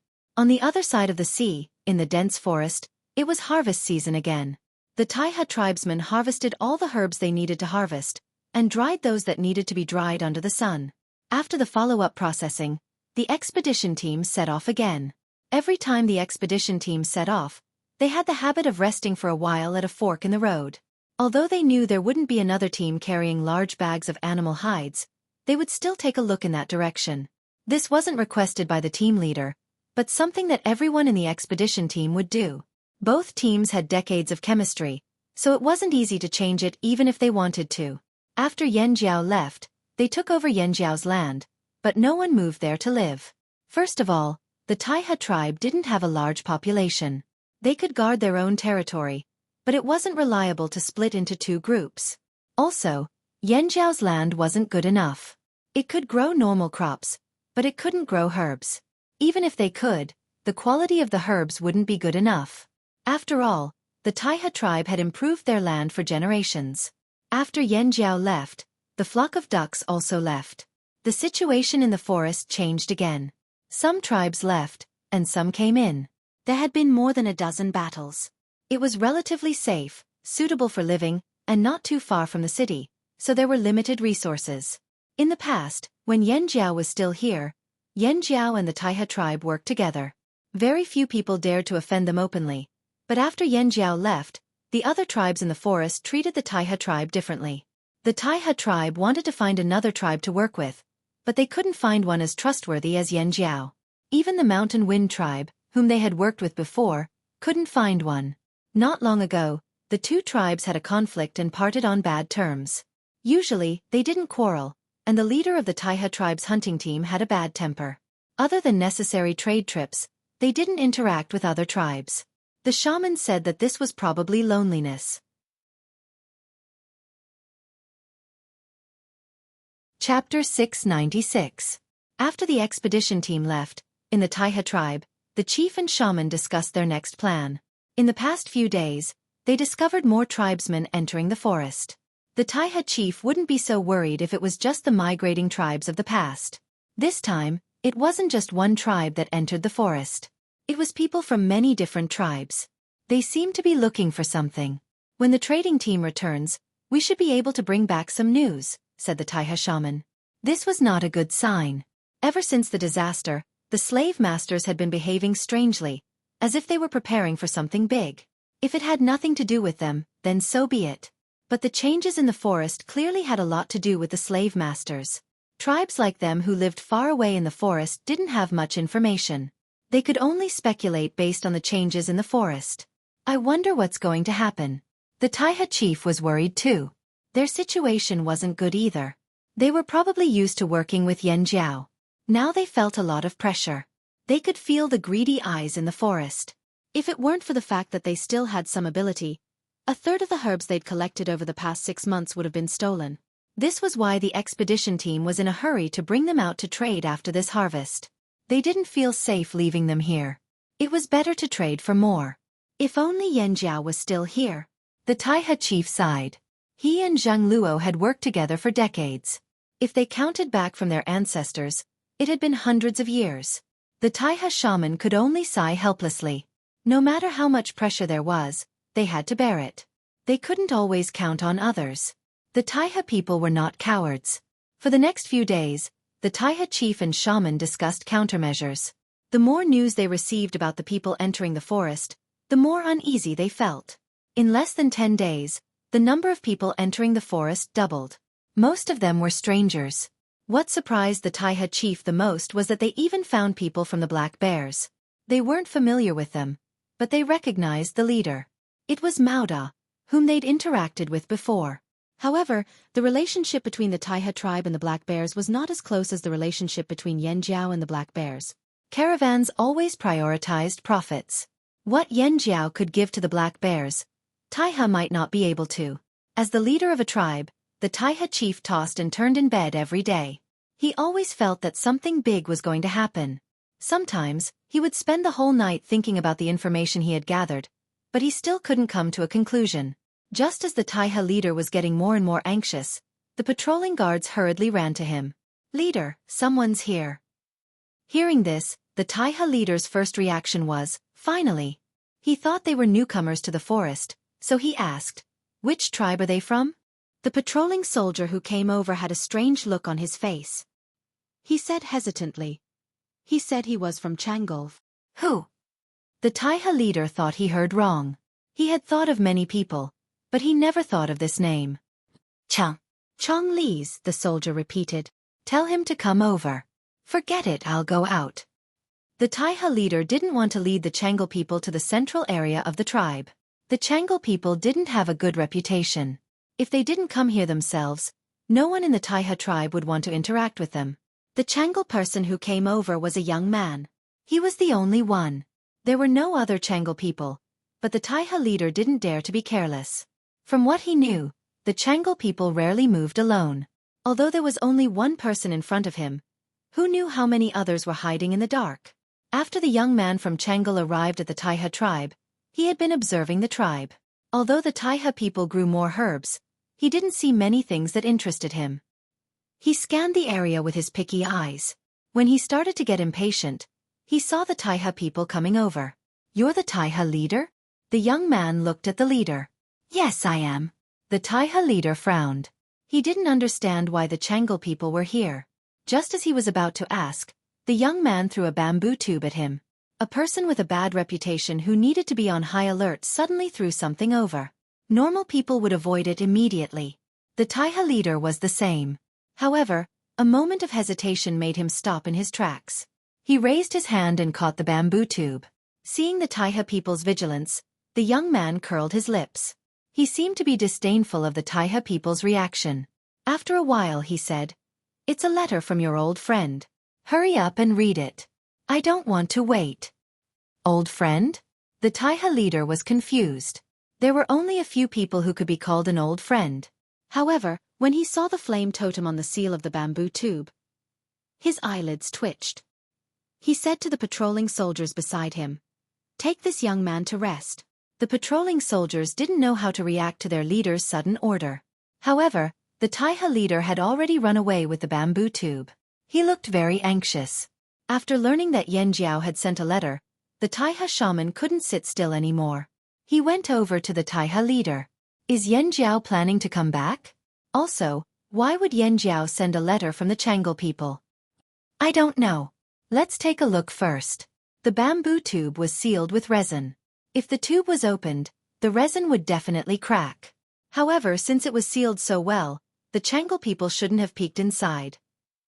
He hurriedly opened the tube and carefully took out the animal skin scroll. After reading what was written on it, the Taiha leader was stunned for a long time. They didn't expect Yan Jiao to develop so well. However, that wasn't the most important thing. The most important thing in the animal skin scroll was whether the Taiha tribe had any plans to migrate. If it was summed up in one sentence, "We've already prepared the land for you. We've also given you suggestions for your future plans. Come and show off." This was still very attractive to the Taiha tribe at the moment. Migrate? It wasn't impossible. However, how would they migrate? How dangerous would the process be? How many difficulties would they encounter? They had to think about this carefully. This part of the forest was no longer safe. As time passed, more and more people would enter the forest. The Taiha leader and shaman thought about it for 3 days. During these 3 days, the traveling team came back earlier than expected and brought back a piece of news. The slave masters were indeed making a big move. Although they still didn't know what they wanted to do, from the royal city to other big and small cities, there were bounty posters. There were animals and plants on the posters. If anyone found them, the 6 noble families of the royal city would reward them handsomely. Those animals and plants were rarely seen in ordinary places, and some of them had never even been heard of. However, the conditions given by the slave owners made everyone envious. Why were there more and more people entering this forest? It was because most of those things were in the forest. Also, I heard that the slave masters might send people into the forest in the future. What should we do in the future? The leader of the traveling team was worried. If that was really the case, they wouldn't be able to live in peace. They might even encounter those people when hunting. Fighting was unavoidable. They had to be mentally prepared. They weren't interested in the bounties offered by the slave masters. They just wanted to live a peaceful life here. After hearing this news, the Taiha leader and shaman looked at each other. Their decision shifted again. The things Yan Jiao wrote on the animal skin scroll were too tempting. They also showed their absolute sincerity. Instead of being troubled here, unable to hunt freely, and having to deal with unnecessary disputes, they might as well take a gamble. However, migrating the tribe was not a small matter. They had to reply first. After thinking carefully, the Taiha leader wrote a reply. He expressed his interest in Yan Jiao's proposal. At the same time, he listed out the situation here and the difficulties they had to solve in order to migrate. After the Changle people left with the letter, the Taiha leader gathered everyone in the tribe. The Yan Jiao people used to speak another language. Who knows it? Teach them. Everyone else learn it. It will be useful in the future. When the Taiha's letter arrived in Yan Jiao's hands again, Yan Jiao had already obtained the map drawn by Wu He and the others. They discussed a solution. Xiao Xian wrote another reply and placed a universal eye in the bamboo tube. Here. There's another letter. You still want to send it? Are you fucking kidding me? The Changle's leader was unwilling. Forget it. Just kill Wu He and the others. Of course, this was completely out of anger. The Changle's leader couldn't just abandon Wu He and the others. They had already sent the letter once. The deal was half done. He wasn't willing to just give up now. However, he wouldn't personally deliver the letter this time. After all, most of the previous letters were delivered by his subordinates. He would leave the task of delivering letters to them. The Changle's leader had his own plans. He didn't want to waste time on this. Xiao Xian didn't care if the Changle's leader was the one who delivered the letter. He only cared about whether the letter could be delivered safely, and whether the person who delivered the letter could continue to keep it a secret. During this period of time, many things happened on the mainland. The biggest change was, of course, the merging of the Hui tribe's fire seed. Xiao Xian could sense the changes in the fire seed. Perhaps others couldn't sense it, but Xiao Xian, Gue Zhe, and the two retired shamans all sensed it. This was just the beginning. Following the Hui tribe's change, the other tribes in the central region also started to experience the same changes. They had been observing the situation. The Hui tribe's success made them more determined to do so. While the ancient fire seed had its benefits, there were too many restrictions. Plus, as more and more people from the other mainland came to this place, they were anxious. They sent people to look for Xiao Xian to ask for more details about merging the fire seed. Although they had asked before, they couldn't afford any mistakes when it came to the fire seed. They would rather spend more time and effort asking again and again. They didn't want anything to go wrong during the merging process. Xiao Xian believed that with these few tribes taking the lead, the other smaller tribes would also make the same choice. Especially the smaller tribes that relied on the larger tribes. They would choose the path that was beneficial to them. This mainland was going to welcome a major turning point. If the primitive fire seed was extinguished, even if all the people in the tribe were alive, they would be no different from dead people. They were very clear about the living conditions of the wanderers. However, if the fire seed was merged, even if the entire tribe died, there was still a possibility of a comeback. As long as the fire seed was not extinguished, the fire would not be extinguished. As long as there was a little blood, the tribe would never disappear.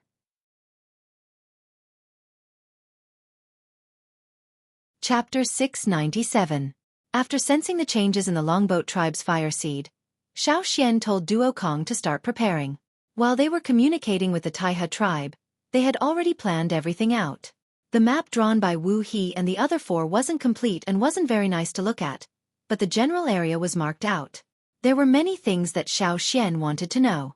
Although Wu He and the others worked together to steal Yanjiao's grains, they didn't work together often on the other side of the sea. They went to different places, so they were familiar with different places. If one of them made a mistake, the others would correct it because Xiao Xian said that there would be no special treatment if they made a mistake. The Taihe tribe's reply also gave them a map of the forest. The Taihe tribe's chief couldn't decide which route was more convenient and less dangerous, so they took out their treasured map. It was something that even Zhang Luo and the others didn't know about. In order to find herbs, the ancestors of the Taihe tribe would leave for a year or even longer. They would draw a rough map of the places they went. Generation after generation, the maps were constantly perfected. They had a more complete and detailed map in their hands. Although it was only about herbs, it could still be used as an important reference. That way, they could also avoid unnecessary trouble and danger.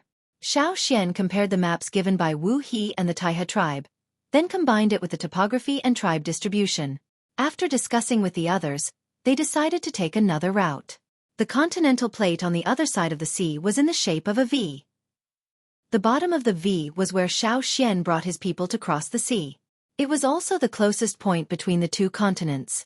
However, since last year, the slave master's army had occupied that area and stationed themselves along the coastline. It wasn't easy to get there. They wouldn't let a tribe cross the sea so easily, especially one that had good relations with Yanjiao. The Taihe tribe's chief probably thought of this reason too, so he took out his treasured map. If Yanjiao didn't send a letter from Chonglu, they wouldn't have taken this risk. They didn't trust the Chonglis, but they trusted Yanjiao. In the end, they still preferred the sea route. In the letter they wrote back, they also asked for Yanjiao's opinion. When they were there, Xiao Xian knew that from where the Taihe tribe was, if they walked deeper into the forest, there would be a wider river. That river could cut through the entire forest. If they walked along the river, they might reach the sea. However, it was too far away, and no one in the Yanjiao tribe had ever seen it. They had only heard about it from some tribesmen who came from there. On the map given by the Taiha tribe, there were some relevant routes. That river did indeed lead to the sea. The Taiha chief also mentioned his thoughts in his letter. He did plan to walk along the river, but he would not go near it. There were too many crocodiles by the river, and no one wanted to provoke those terrifying beasts, especially when there was an even more terrifying giant crocodile in the river. But what should they do when they reached the seaside? Build your own ship? Their shipbuilding skills were not good. Moreover, they were able to identify the direction in the forest, but would they get lost in the sea? They did not have any confidence at all. Xiao Xian's plan was to send people to help them. Where would the ship come from? The longboat tribe would agree to Yan Jiao's request to build a ship. They had the intention to explore the sea for a long time, just looking at the newly built ships. If they only wanted to sail on the river, they did not need those designs. In the past, because of the fire seed, they could not leave their tribe for long periods of time. But now, their ambitions had begun. It could be said that other than the Hui tribe, the longboat tribe was the most eager to merge their fire seed among the other major tribes. This time, they could cooperate with the longboat tribe. Before the longboat tribe merged their fire seed, they sent people to ask Xiao Xian about the details of merging the fire seed. Xiao Xian also asked them about the rivers on this side of the continent. The longboat tribe had never been to the Flaming River, so they did not know about it. However, they knew a little about the central region and the grasslands. They just never told anyone. This time, because of the fire seed, they told Xiao Xian about it. On the other side of the grassland, there was a river that extended all the way to the end of the grassland. There were many high mountains there. Although there were fearsome beasts, there were far fewer of them compared to the fearsome beast forest and the forest behind the Flaming Horn tribe. This was because the rocks and soil there were not suitable for plants to grow. There were no dense ancient forests, and there were not many types of beasts either. The most abundant species were probably eagles. The eagles of the Tian Shan tribe and the giant mountain eagles of the Hui tribe mostly lived there. The river meandered through the mountains all the way to the sea. This was what the ancestors of the longboat tribe knew. They knew even more about it than the Hui and Tian Shan tribes of the grasslands. To the longboat tribe, the river was like a blood vessel and the ship was their blood vessel. Both were extremely important. Perhaps this route was longer than the one Xiao Xian and the others took, but it was relatively safer. The only thing they had to worry about was the uncertainty of the sea. However, the Taiha people dared to gamble on the sea. They did not want to meet the slave masters directly. After all, they were migrating their entire tribe, bringing the elderly, children, and those who had not awakened their totemic power. As long as they did not go too far from the coast, even if they encountered danger, they would not be wiped out. That's it. Xiao Xian discussed with the others in the room. He would be going with them this time. Originally, he planned to let Xiao Xian and Duo Kong lead the group since they were the most familiar with the Taiha people. However, in the end, Zhang Luo decided to let Xiao Xian and Duo Kong lead the group while he stayed at the Flaming River trading point. It was not that Zhang Luo did not want to go. He actually missed his old friends and hoped that they could come and help them. However, he knew that the longboat tribe cared about Xiao Xian the most. Other than Xiao Xian, the longboat tribe was not afraid of the Yanjiao tribe. With Xiao Xian around, Zhang Luo felt more at ease. Xiao Xian and Duo Kong were going to lead the group to the longboat tribe. Then, they would travel with the longboat tribe to the grasslands through the sea. The longboat tribe was familiar with the sea routes. If they could go according to plan and enter the sea from there, they would be able to sail directly to the other continent and avoid the conflicts along the coastline. They would then meet up with the Taiha tribe at the agreed location. After counting the number of people, Xiao Xian brought along the equipment they had prepared and boarded the ship. They would go to the longboat tribe with Duo Kong and the others. After leaving this time, it would be next year when they returned with the group. They needed to go out to sea before winter to avoid the river freezing.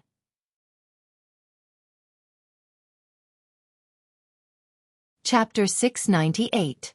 This time, Xiao Xian and Duo Kong brought a total of 200 people, so they couldn't bring any more.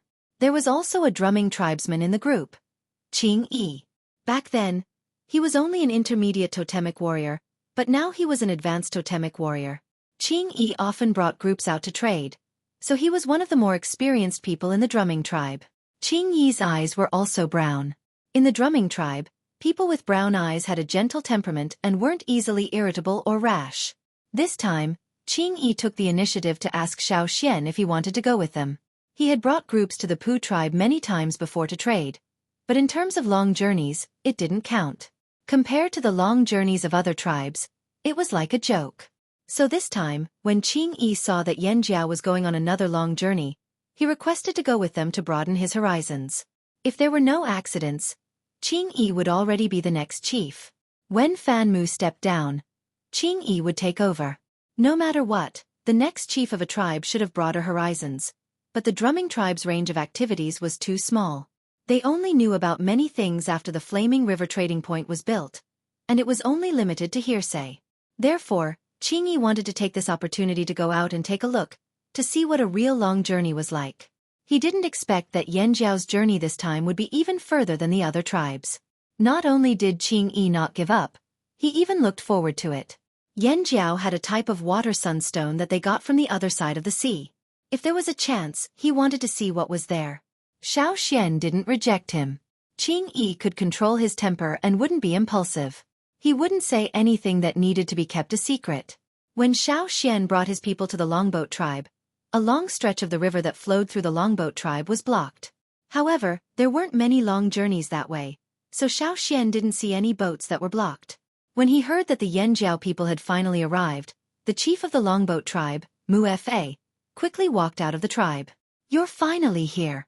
He had received a letter from Yanjiao a long time ago and was eager to make all the preparations. In order to protect the ship, they even sealed off the river. Before they merged with the Fire Seed, they had agreed to Yanjiao's conditions. This time, Yanjiao's people were going out to sea. This was exactly what the Longboat tribe wanted. They had been looking forward to this day for a long time. Everything was ready. After waiting for several days, they finally saw Yanjiao's ship coming over. "You guys are too slow," Mu Fa complained. "When are we leaving? We can set sail any time." Xueqi looked at the river. When he first came to the Longboat tribe, there were many large and small boats docked on the river in front of the Longboat tribe. Now, all the other boats had disappeared. Only 15 boats were docked there. 10 large boats and 5 small boats. Of course, that was only relative because the 5 small boats were the same size as the 2 that the Longboat tribe gave to Yanjiao. They should have been built in the same batch. Xueqi had suspected when the Longboat tribe gave the Longboat tribe their ships that the Longboat tribe might have greater ambitions and even hidden better things in the dark. Now he finally saw it. The 10 large boats were twice the size of the boat that Xueqi and the others were on now. At first glance, it was obvious that they had been built not long ago and had never been used before. After the merging of the Fire Seed, the ambition of the Longboat tribe seemed to have been ignited. If Yanjiao hadn't proposed to go out to sea this time, the Longboat tribe might not have exposed the 10 boats so early. "What, are you scared?" Mu Fa saw the surprise in the eyes of the Yanjiao people and showed a smug look. "How many boats did you think we would take out?" "What? Small boats? Are you kidding? Are you sure you want to go out to sea and not go out to play? You think there are only 10 boats? What? Are you looking down on the Longboat tribe? Since when did the Longboat tribe only send out 10 ships for long trips?" Xueqi went on a tour of the boat while Mu Fa was chatting with Duo Kong and the others. The internal structure was similar to the 2 boats that the Longboat tribe gave them. The boats were designed with watertight compartments, and the masts and sails were also improved. It was more suitable for sailing in stormy areas. No one would have thought that an inland tribe had been thinking about how to go out to sea. Because they were in a hurry to go out to sea, the Longboat tribe was led by Chief Mu Fa himself. Without the Fire Seed, they could leave the tribe for a longer period of time without worrying about their strength deteriorating. There were nearly 300 people from the Longboat tribe on this trip with Mu Fa. On average, there were only about 20 people on each boat. 20 people could control a large boat very well. Rowing with manpower? If there was a need, weren't there still Yanjiao people? The boat was already filled with supplies, enough for them to travel for a long time. The Longboat tribe didn't have as much jerky made from fearsome beast meat as Yanjiao, but they had other substitutes. For example, they had some grains that were unique to their tribe. They never traded them and only kept them for themselves. Every year, the expedition team would bring some with them. For this trip, because they didn't have much time to prepare, They bought a lot of other food that could be stored for a long time from other tribes. Not only were the longboat people anxious, but the Yanjiao people also didn't want to delay. Therefore, after staying in the longboat tribe for a night of rest, the team set off early the next morning. The longboat tribe's boat was in front. They were familiar with the waterways and led the way. Among the people on the trip, Xiao saw a few familiar faces, such as Mu Yu. The longboat tribe spent most of their time on the boat, running along the rivers. They also had to have the necessary knowledge. Observing the weather was a skill that many crew members had to learn. They could judge the weather early and make preparations in advance to reduce losses. Mu Yu was an elder of the longboat tribe and was considered an expert in observing the weather. However, Mu Yu didn't dare to look directly at Xiao. When he was looking for the green-faced fanged beast in the fearsome beast forest, Mu Yu had been slapped in the face by Xiao. Now that the two tribes were working together, Mu Yu wouldn't directly show his displeasure. He just looked awkward and tried to avoid contact with Xiao. As soon as he saw Xiao, Mu Yu would remember how he was slapped in the face. He was an expert in observing the weather, but he was wrong. The most embarrassing thing was that most people chose to believe Xiao and not him. Fortunately, not many people knew about this. Xiao asked the longboat tribe for another boat. They didn't have a big boat, but the longboat tribe still had a lot of smaller boats. Because they were in a hurry to go out to sea, Mu Fa didn't hesitate this time and readily agreed. In order to make up a round number, he directly transferred 2 more boats. Although they were used, there were no quality problems. The longboat tribe still attached great importance to the maintenance of boats. 20 boats, in this place where boats were rare, was not a small scale. Especially the 10 boats at the front, they were quite eye-catching. Everywhere they passed, there were always many people who stopped to watch. They waited until the 20 boats left and couldn't be seen anymore before they retracted their gazes. Shipbuilding also required talent. Why didn't the longboat tribe's boats sink easily? This involved a lot of secrets. Even if someone copied and made the same shape, they wouldn't be able to make the same quality. Moreover, the longboat tribe used some new bronze that they bought from Yanjiao at a high price. They couldn't get the new bronze, and Yanjiao wasn't stupid enough to tell them the secrets of the new bronze. The longboat ships were also needed by Yanjiao, so there was such a mutually beneficial deal. The longboat tribe would rather use stone tools than skimp on the boat. Therefore, the quality of these 20 boats was also trusted by Xiao. If there was anyone who could make the most reliable sailing boats, it would be the longboat tribe. Of course, outsiders didn't know about this deal. Those who stood on the shore and watched the fleet at first thought that this was another big operation by the longboat tribe. However, those who paid closer attention realized that this wasn't the case. There were also Yanjiao people among them. How did they know Yanjiao people? Yanjiao had become famous on this continent for a while because of the trading zone and the king beast. Now, many people knew about Yanjiao's flame totem symbol. The fleet followed the waterway led by the longboat tribe and arrived at the grassland. The grassland was very large. If it weren't for the longboat tribe's guidance, Xiao wouldn't have known that there was such a waterway. This was a route that Xiao and the others had never taken before. As they sailed forward, Xiao perfected the map. The further they went, the more doubts Xiao had. The tribes living on both sides of the river seemed to be used to the longboat tribe's behavior. At most, they were amazed by the longboat tribe's shipbuilding skills. When they could only use canoes or rafts, the longboat tribe could already build boats that were many times bigger than their tribe's largest tent. Other than having to use more strength to go against the current, they didn't encounter any big obstacles along the way. First, there were very few giant beasts in the river. Second, the tribes living here were very familiar with the longboat tribe and didn't want to provoke the longboat tribe. When they reached the end of the grassland, Xiao saw the people of the Hui tribe. When Xiao set off from the tribe, he asked Cha-Cha to bring a message to the Hui tribe. Now Cha-Cha was waiting here with the Hui tribe. A few people from the longboat tribe would follow them in case they encountered other giant mountain eagles. With the Hui tribe, it was slightly safer to avoid the attack of the giant mountain eagles. The river meandered through the mountains.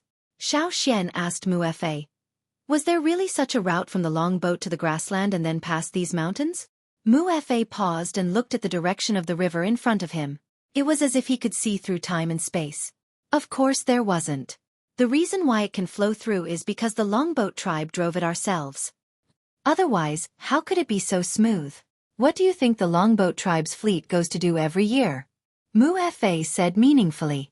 Many rivers originally didn't intersect, but because of the Longboat tribe, they intersected and connected, connecting the most suitable rivers and exploring the most suitable waterways. The Longboat tribe planned all of this. Human power created this route to the sea.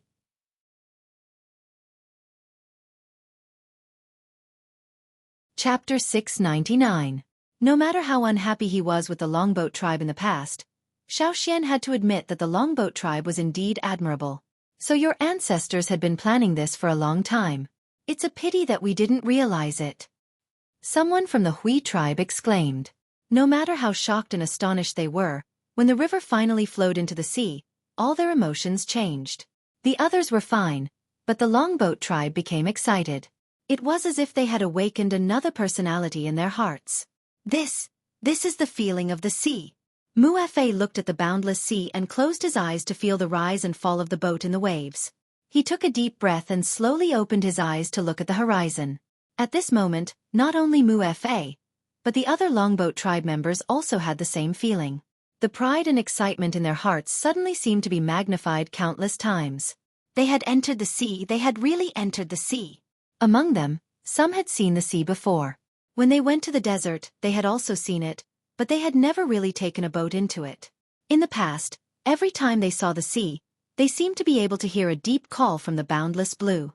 Although the water here was not blue, if they went further, they would definitely see the vast blue that they had been hiding in their hearts and looking forward to all this time. Their hearts were filled with yearning and longing for a greater future, and endless courage and fighting spirit rose within them. In the past, although the Longboat tribe was known as one of the largest tribes, when people talked about the Longboat tribe, it was only the boat river fire and not the great things they had done. They seemed to have always been sailing along the river aimlessly. Some people thought that they were showing off their shipbuilding skills, some thought that they were just going on a long trip to trade, and some thought that the Longboat tribe was looking for a target, but no one really knew what their purpose was. It seemed that they had nothing to do other than going on long trips to trade and going back and forth on the boat. Generation after generation, no one knew how many years had passed before the Longboat tribe finally opened up this route. In the past, because of the fire seed, they could not go far and set foot on that vast land. But now, without restrictions, their opportunity had come. It was no longer a winding river, but a vast sea. To them, the vast sea in front of them was boundless, heroic, and so enchanting. They could not help but be ambitious and full of fighting spirit. The fire seed in their bodies seemed to be activated with the outburst of their emotions. The fire seed that had not completely merged began to condense and permeate into their blood. Whoosh! One by one, flames appeared on the bodies of the Longboat tribe members along with the totem patterns on their bodies. Their blood was boiling, and every cell in their bodies seemed to be screaming and roaring. Generations of the Longboat tribe's ambitions, at this moment, they were finally fully awakened. The glory that originated from their bloodline and the ambition that had awakened allowed them to not shrink back even in the face of the monstrous waves of the endless sea. Mu stood at the bow of the first ship and roared, "My longboat, keep going. Unstoppable. My great longboat will never stop moving forward. Unstoppable. Ours. Unstoppable. Our. Unstoppable." The 15 Longboat tribe members on the 15 ships roared, as if they wanted to release all their pent-up emotions. They were the first fleet to truly step into the sea, and the first Longboat tribe to cross the sea and set foot on another continent in thousands of years. Because they were sailing against the current, they had to use manpower to row the boats. That was why there were Yanjiao members on every ship. On one of the ships, Guangyi looked at the excited Longboat tribe members and asked Duo Kong, "What's wrong with the Longboat tribe?" "Nothing, they're just crazy," Duo Kong replied. Guangyi. Not far from them, a Longboat tribe member turned to look at the calm Guangyi and Duo Kong. He asked curiously, "Don't you feel excited?" Duo Kong shook his head. "No." That person choked for a moment and asked again, unwilling to give up, "Do you feel a burning passion that can't wait to roar out?" Duo Kang's face was expressionless. "No." The man looked at Duo Kong like he was an idiot, as if to say, "The warriors of the Longboat tribe have nothing in common with you mortals." Duo Kong pursed his lips. "What's there to be proud about crossing the sea on a boat? We followed the Grand Elder from the other continent. I didn't say it because I didn't want to scare you." The two sides looked at each other with disdain. After sailing on the sea for a period of time, the longboat tribesmen's initial excitement had cooled down a little, but they were still occasionally crazy. Compared to the river, the sea was ever-changing. When it was calm, there was a peaceful atmosphere. Whether it was the Yanjiao or the longboat tribe, they still had the mood to fish, watch the sunrise and sunset, chat and chat. When the weather suddenly changed, there was no shore to shelter from the wind and waves. They could only go head-on. On the vast sea, the fleet was pitifully small, isolated and without help, swaying with the wind and waves. Facing the majestic waves under the wind and rain, the longboat tribe members seemed to be on steroids. They controlled the boats to prevent the boats from being overturned by the waves. At the same time, they shouted at the waves, "Forward! Attack!" Xueqi suddenly felt that the longboat tribe members were no longer as calm as before. Instead, there was a strange aura of banditry. In the calm and angry waves, the fleet sailed towards their destination. When they were sailing on the sea, they would often detect huge sea beasts swimming under their fleet. Once, a fish that was almost as long as the 5 smaller ships behind them rushed out of the sea and jumped out of the water. The next moment, a huge beast with sharp teeth broke out of the water and bit the fish that jumped out, leaving only the tail outside. Then, the giant beast took its prey back into the deep sea. When the giant beast hunted for food, it would set off huge waves that almost overturned the boats. This happened more than once. Sometimes they would retaliate and kill the fish that attacked the fleet. The weather was getting colder by the day. Snow had already begun to fall, but it was not heavy. Xueqi looked ahead with his binoculars. "There's land." When Mu Fa heard this, he hurriedly took the binoculars from Xueqi and looked carefully. Then he laughed and said, "We're here, we're here. We're finally here." There was land in front of them. From what they could see, it should be a mountainous area. They followed the universal eyes to find their way here, but they only had a vague idea of where it was. What they needed to do now was to follow the land and find a large river that entered the sea. They had agreed to meet the Taiha tribe at the estuary. But the current situation was that they could not pinpoint the exact location. They did not know which direction to go at this time. After all, no one knew where the river was. If they chose the wrong direction, they would waste more time. "What do we do?" Mu Fa looked at Xueqi. "Wait." Xueqi left and used the knot divination to choose the direction. Fortunately, the knot was a success. After reading the conclusion, Xueqi pointed in a direction and told Mu Fa to let the fleet head there. Mu Fa looked at Xueqi, then at the other Yanjiao people. Seeing that they had no objections, he let the longboat fleet sail in that direction. After all, they had already achieved their goal of sailing to another land. They had already fulfilled their ancestors' wish. As for picking them up, that was something the Yanjiao should worry about. The longboat people did not care. However, before that, they had to go ashore to replenish their food and water. It would be best if they could stock up on some juicy fruits. Although the distribution of plants in the forest here was slightly different, there were still many familiar plants. Duo Kong and Guang Yi recognized them. They had never seen them on the other land. Now that they were back here, looking at the unique fruits on this land, Duo Kong was filled with emotions. "I didn't expect to be back so soon." On the longboat tribe side, Mu Fa was the first to jump off the boat before it even stopped. He wanted to be the first person on the longboat to cross the sea and set foot on another land. Ignoring the maniacal laughter of the longboat people, Xueqi quickly ordered people to find food and water. After a short rest, they still had to set off. After resting for a night at the shore, the fleet set off again, heading in the direction Xueqi pointed out. They searched along the coastline. 2 days later, they finally saw a wide river flowing into the sea.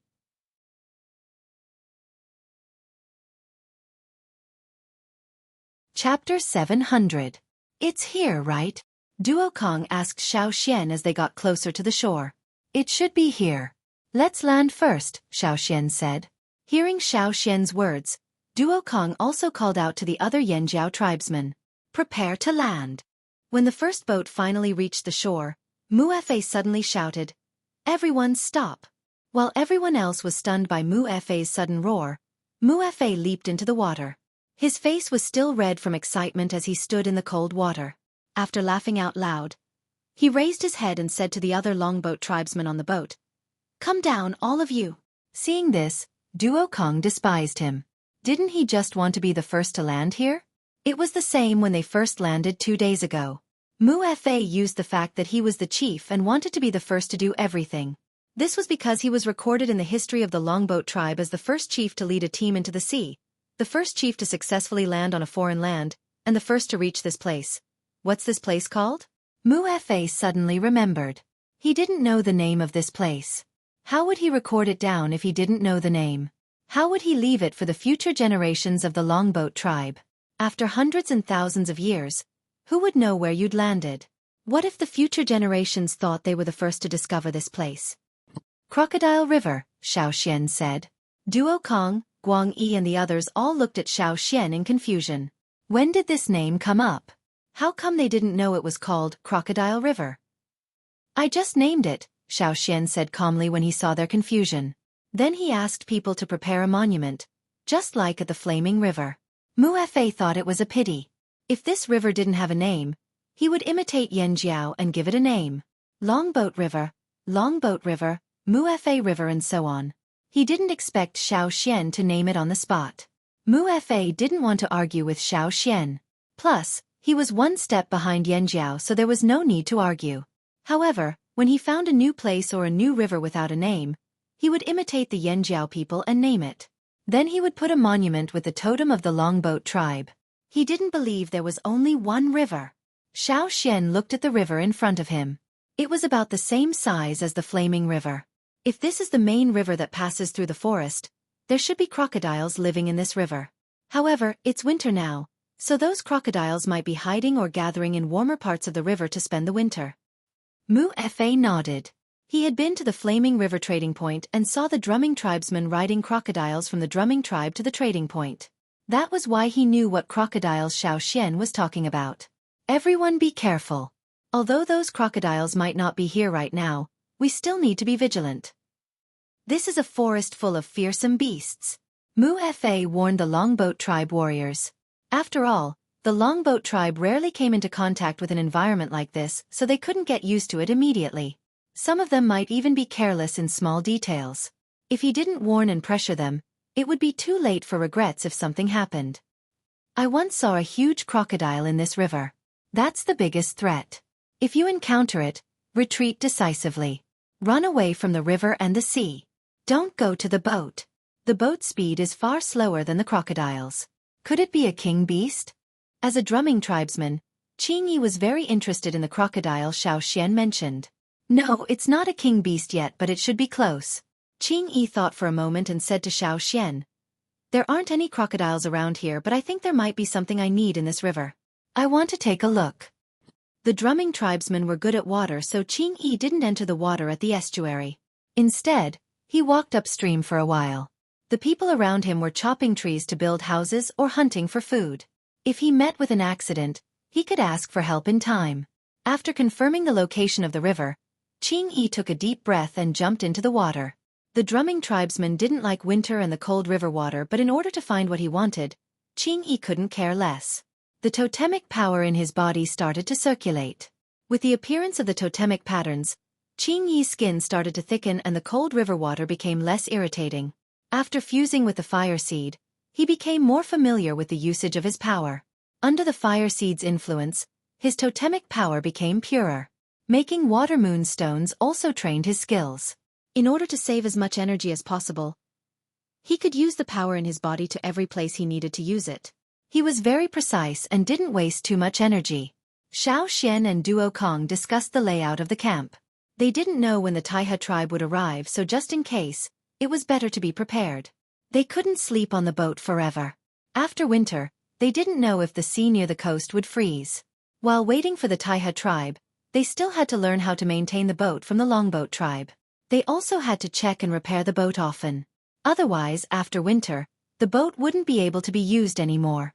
How could they go back? When building the camp, Xian also got some edible plants that couldn't be found on the other side of the sea. He also got some herbs that could be used to make medicine. He planned to bring them back when the time came. The herbs that didn't wither in winter were dug up and the withered ones that could be found as seeds were collected. Of course, if the seeds were too big, it wouldn't be convenient to bring them back. They could use methods like layering, cutting, or splitting. Maybe now wasn't the best time, But Xiao Xian had no choice. They couldn't stay here forever. While the Yanjiao people were collecting plants or catching animals suitable for breeding, the people on the longboat tribe seemed to have come to their senses. Xiao Xian saw that Mu Fa couldn't stay idle all day. He brought people everywhere.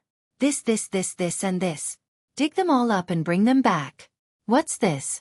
It's so ugly. Whatever. Bring it back too. Wait, who's that? Where did you get this snake? Did you dig it out when you were digging for grass? I've never seen that pattern before. Bring it back too. What? The Yanjiao people said that it's highly poisonous? Forget it, let's just kill it and eat it.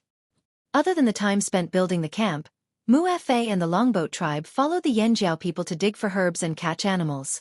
They didn't rest or feel tired. They were always in high spirits.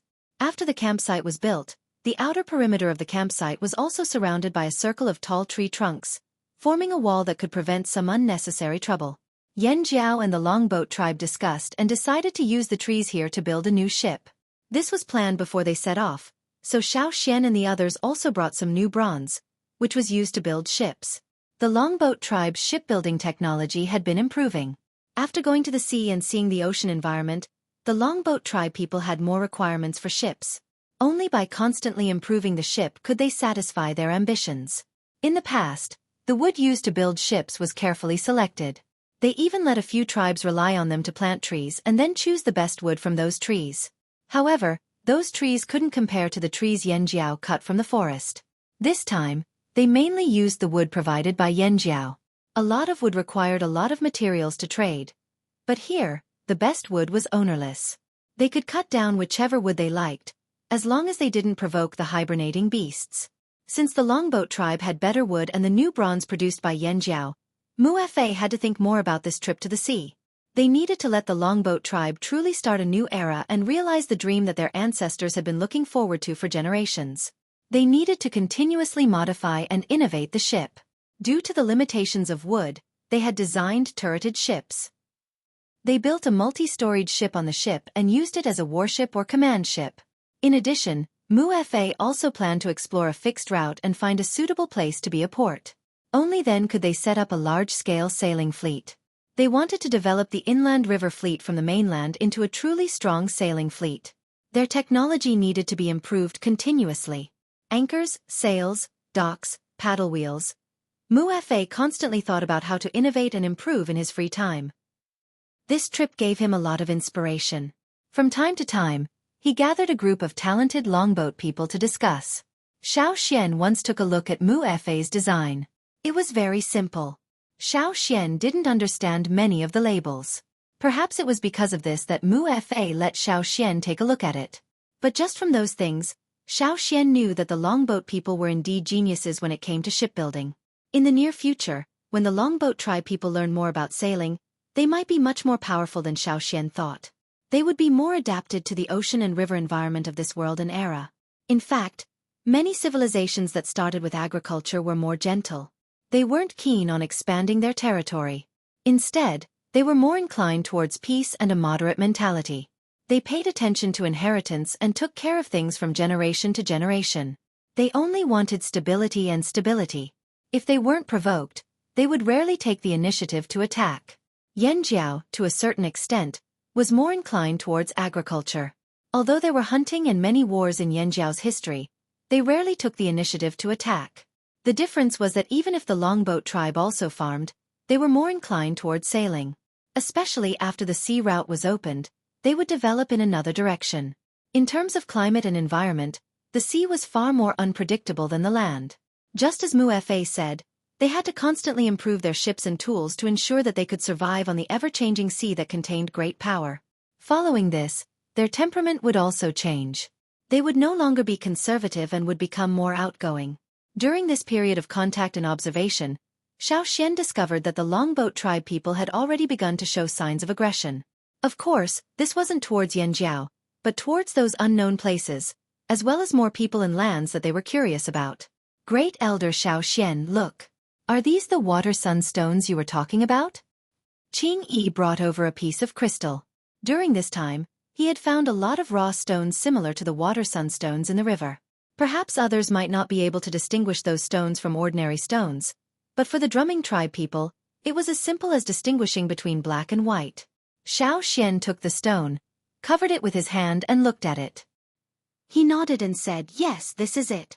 Xian returned the crystal that had changed from a raw stone to a water sunstone to Qingyi. He remembered something. There are a lot of metals here, but relatively speaking, there are very few beautiful crystals. So many crystals that have no practical use for us are very popular here. Those who don't lack food and have a slightly higher standard of living will choose some rare crystals to wear. This can show their uniqueness, especially the slave owners. The rarer the crystal, the more they like it, and the more it reflects their superior status. Hearing that the water sunstones could be sold at a high price here, Qingyi's heart was suddenly excited, but soon he was disappointed. It's a pity that our drumming tribe is far from the coast and can't come here often. But the drumming tribe people didn't have much ambition. Qingyi only felt a little regret for a moment and didn't care anymore. Instead, it was Mu Fei who was quite interested in this. When Qingyi and Xian were talking, he had been eavesdropping. Because it didn't involve any secrets that couldn't be said, Xian didn't stop him from eavesdropping. Now, Qingyi didn't say anything, but Mu Fei suddenly said, "Actually, you can make a deal with our longboat tribe." Water moonstones were found in many places on the other side of the continent, and there were even many glowing crystals similar to water moonstones. But now that he had encountered a tribe that produced water moonstones, Mu Fei wouldn't let go of this opportunity. Their longboat tribe would continue to travel between the two continents in the future. He even planned to open the first sea trading route. Perhaps this would become a thorn in the side of the slave owners, but the longboat people would absolutely not care. Not only would they not be restrained, they would be even more unscrupulous. The first sea trading route. Thinking about it, Mu Fei was so excited that he wanted to jump a few times. After the camp was built, the first new ship would also be built. The Yanjiao people were responsible for cutting down trees, the longboat people were responsible for building, and Yanjiao also had a share in the new ship. Xian wasn't afraid that the longboat people would play tricks on the ship. The longboat tribe temporarily couldn't handle the changing sea environment alone. They would continue to rely on Yanjiao's help. When they encountered difficult decisions, they would find Yanjiao to negotiate. They didn't want to act alone. They needed to exchange benefits with each other to achieve a win-win result. As for Qingyi, he had offered to help, but in terms of strength, Qingyi couldn't compare to the Yanjiao people. In terms of shipbuilding skills, he stopped at making wooden rafts and bamboo rafts. When Qingyi offered to help, whether it was the Yanjiao people or the longboat people, they all laughed and said, "Go play on the side." Therefore, Qingyi was now looking for those water sunstones in the river. After staying in this place for 15 days, Cha-Cha finally brought good news. Xian heard the eagle cry in the air and said, "The Taiha people are here." "What? They're finally here."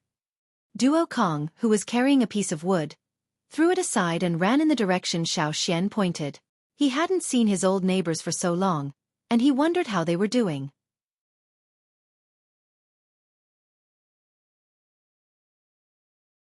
Chapter 701. When Xian saw the Taiha people, Zhang Luo, Guang Yi and the rest were already talking to their old neighbors. Looking at the state of the Taiha tribesmen, Xian realized that they looked even worse than when the flaming horns first migrated from the forest to the sea. Their clothes were torn and tattered with scratches from tree branches and beast bites. Even though they were wearing thick animal hides, he could still see dried blood and hideous wounds on their bodies. Migrating a tribe was not an easy task, but many times, in order for the tribe to survive and develop, they had to make some sacrifices. This was something that most tribes had experienced, regardless of their strength. Luckily, Xian noticed that although the Taiha people were in bad shape, most of them still made it here alive. "I've been worried that we've gone the wrong way. I didn't think we'd really make it." Fei Ong of Taiha was familiar with Tao Zhang and the rest. He didn't even rest when he saw them, panting and laughing as he walked over. Duo Kong was talking to the Taiha chief, Yu Yu. He understood the current situation of the Taiha people and introduced the other unfamiliar faces in the Yanjiao team to them. He also introduced the people from the long boat. Guang Yi also started chatting with his old friend. After walking for so long, enduring the pressure brought by the uncertainty of their future, experiencing many difficulties and obstacles, the moment they finally saw an old acquaintance, the people of Taiha were so excited that they cried. Even the usually serious elders couldn't help but tear up. Guang Yi looked at his old friend and smiled brightly. Long time no see, Ji Peng. In front of Guang Yi, the person who was crying due to all kinds of complicated emotions held back his tears. His face was stiff as he pointed to the side. Ji Peng is over there, I'm Hui Ji. Guang Yi paused, then smiled warmly. Long time no see, Hui Ji. Guang Yi was still the same. He couldn't recognize people after a while.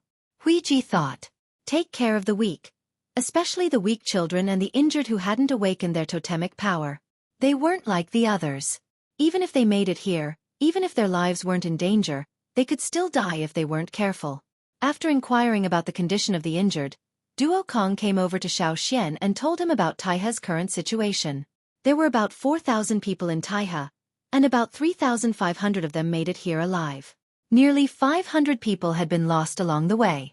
Part of it was because of the ferocious beasts in the forest and the various dangerous environments, and part of it was man-made.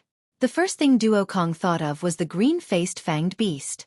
Xiao Xian knew the green-faced fanged beast could help with forging because of Hung. There was no way the Xia slave masters wouldn't know about this. In the past, they might have thought that it didn't matter if they couldn't find it. They had weapons made by the Gongjia family that were much better than normal weapons. That was enough. But now that the two continents were getting closer, the threat was greater.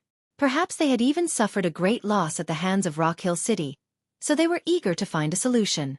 It's a good thing that it's winter now. Many beasts are hibernating. That's why they didn't suffer any losses.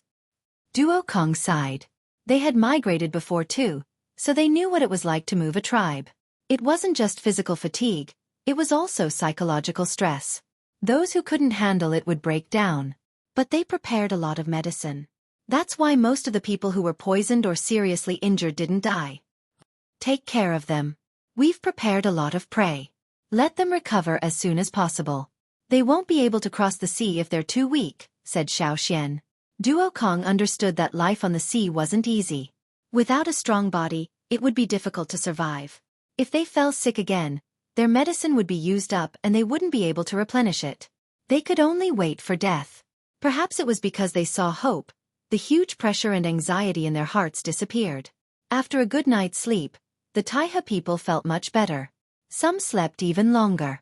They hadn't had a good rest in a long time. It was rare for them to have a relaxing environment, so they slept for a few days straight. When they woke up, they were full of energy again. Most of the people who had recovered started to look for herbs. They couldn't carry wood or build ships, but they could prepare some herbs. If they saw herbs that Yan Jiao missed, they would dig them up. Are we going to take these boats and leave?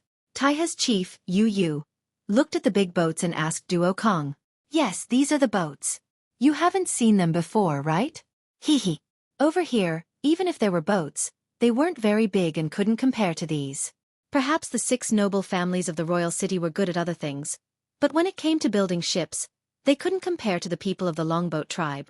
Especially in the past few years, when many places were dry, there were even fewer people using boats. This surprised the Taiha people. They thought that the other side might be more backward. They heard that many tribes were still primitive and used stone tools. But now it seemed that they were too naive. This is... Yu Yu pointed at the green axe in Duo Kang's hand. This is a gold weapon? Duo Kong was even more proud. He had wanted to show off in front of his old neighbors for a long time. He spun the axe in his hand around his palm, then grabbed the handle and chopped at a rock on the side. Bang! With a crisp sound, a deep mark was left on the rock. Yu Yu's jaw dropped. He looked at the axe in Duo Kang's hand and then at the stone that had been split open. He walked over in disbelief and tested the hardness of the stone. Unwilling to give up, he used his axe that was already missing 2 notches to hack at it again and again. Then, he cursed under his breath and turned to look at Duo Kong, his eyes shining. Is this the one you mentioned in the letter? That's right. Duo Kong said proudly. We call it New Bronze. Great Elder Xiao Xian named it. Because it was inconvenient to say too much in the letter, he only vaguely mentioned it in the letter to the Taiha tribe. He only told them not to worry about weapons and that Yan Jiao had improved their gold weapons. It was definitely better than before. Before this, the people of Taiha had always been suspicious. After all, the Flaming Horn tribe did not have much talent in forging and farming back then. Their skills were limited, but they did not expect it to be true. Haha, there are many more things that will shock you. You will see them when it's over. Duo Kong was looking forward to seeing the Taiha people in the Yanjiao tribe today. Yanjiao was no longer what it used to be. The Taiha people would never expect this. Right, did you really build a city? Yu was very interested in this. Something like that. Zhang Luo said we don't have the same name as the slave masters. We'll call it city. Flaming River City. Flaming River? Really? Good, good, good. Yu, the Taiha chief, exclaimed. Duo Kong was confused. Why are you so excited? Yanjiao named the river and named the trading point after it. What does it have to do with you? Why are you more excited than us? Flaming River, there's a river in it too. Ha ha ha. It feels so close. Good. Yu slapped Duo Kong again and again, putting on a good brother look. Duo Kong said, "You're thinking too much. It's really because of a river." The snow here was not heavy in the winter. Only the sea near the coast had a thin layer of ice. Although the snow was not heavy, the wind was strong and it did not have a direction. As the days passed, most of the Taiha people had recovered. They helped out every day for their own sake. They prepared food, medicine, built new boats, and waited for the best time to leave.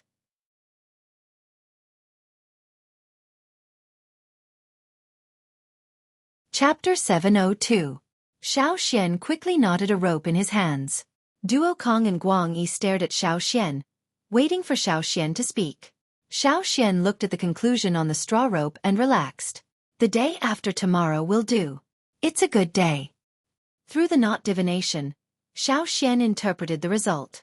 The day after tomorrow was the best time to leave. Winter was ending soon. They couldn't really wait until winter was over. That would be too rushed. Many times, the beasts in the forest reacted faster than them. So, it was always good to be prepared. Then I'll go inform the Longboat tribe and Taiha tribe. Duo Kong got up excitedly and rushed out of the wooden house. He first went to find the chief of the Longboat tribe, Mu Fa. After all, they had to convince them to leave. The Longboat tribe was good at observing the weather. In the past, they were the ones making the decisions. But now, the Yanjiao people were more inclined towards Xiao Xian's decision. Even the Longboat tribe's Mu Yu, who was good at observing the weather, didn't say anything after knowing that it was Xiao Xian's decision. Then we'll leave the day after tomorrow. Tell everyone to get ready to leave.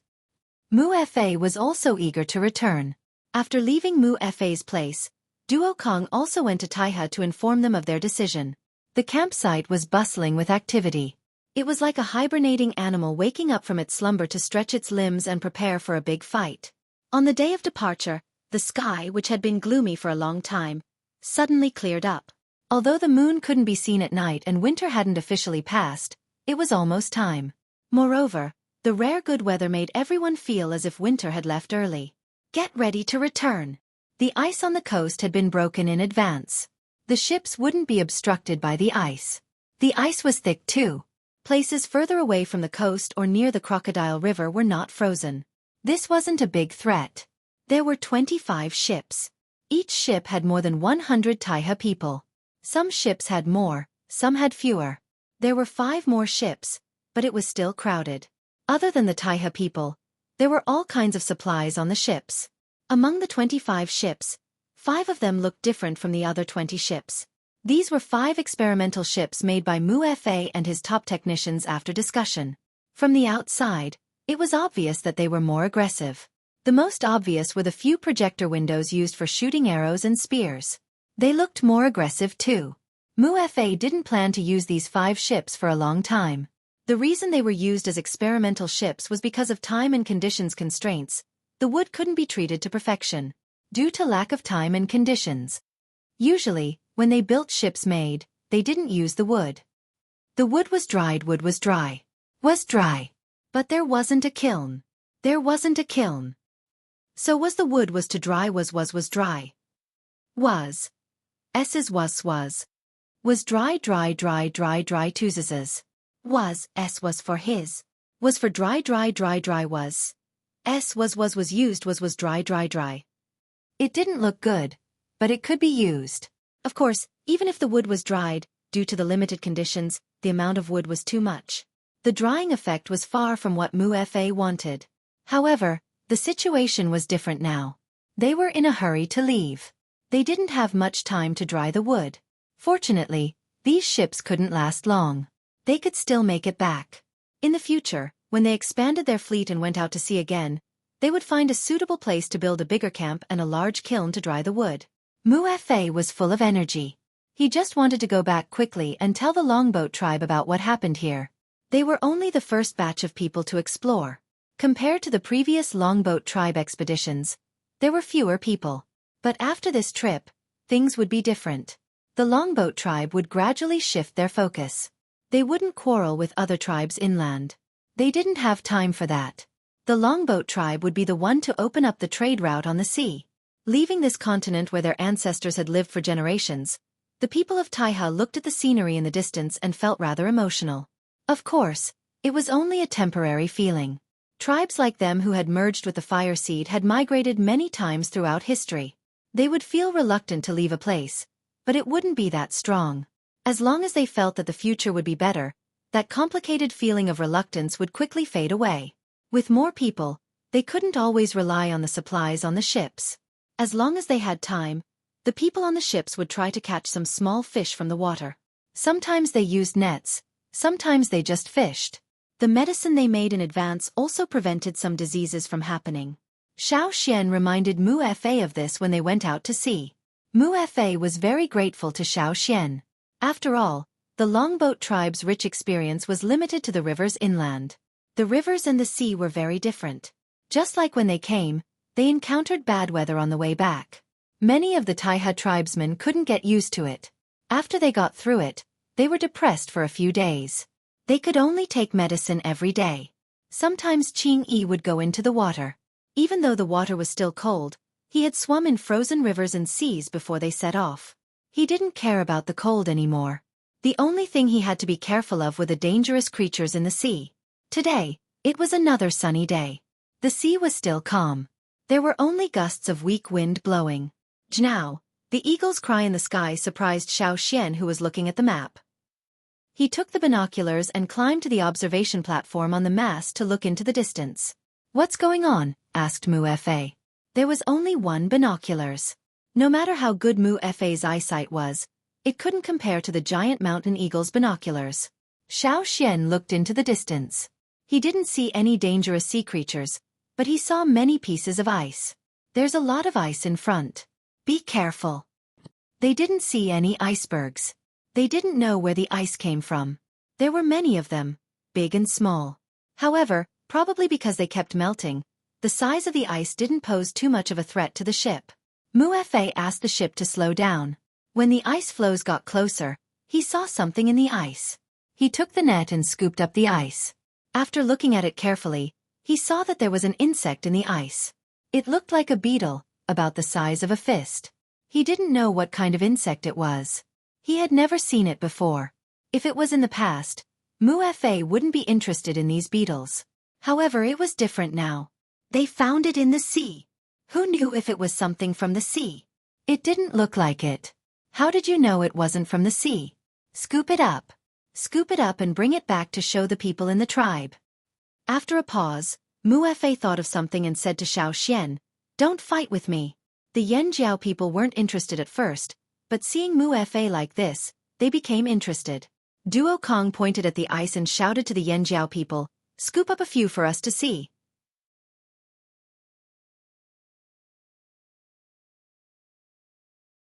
Chapter 703. Seeing that Yanjiao was fishing, the longboat tribe moved even faster. The Taiha tribesmen heard the commotion and came out to see what was going on, even though they were exhausted. After a while they even helped. The longboat tribe had many boats, but the Taiha tribesmen were definitely helping Yanjiao. Seeing so many Taiha tribesmen helping Yanjiao, Xueqi was furious. The Taiha tribesmen could cross the sea only because of the longboat tribe's boats. How ungrateful! No matter how angry Xueqi was, it was the truth. The Taiha tribesmen were all on Yanjiao's side. Pieces of ice with unknown things inside were scooped up. Some had only one small thing inside, some had several worms inside, and there were also small animals and things like fish inside. What's frozen inside? Duo Kong was curious.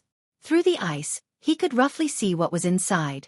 However, even though he had lived in the forest for a long time and had seen a lot of things, he did not recognize any of the things inside the ice. He had never seen anything like this before. At least, he had never seen anything like this before. I've never seen anything like this before either. Although Guang Yi was face-blind, he still had some impressions of animals. However, he did not remember seeing these worms and beasts before. The Taiha tribe's chief, Yu Yu, shook his head. They had never seen anything like this before either.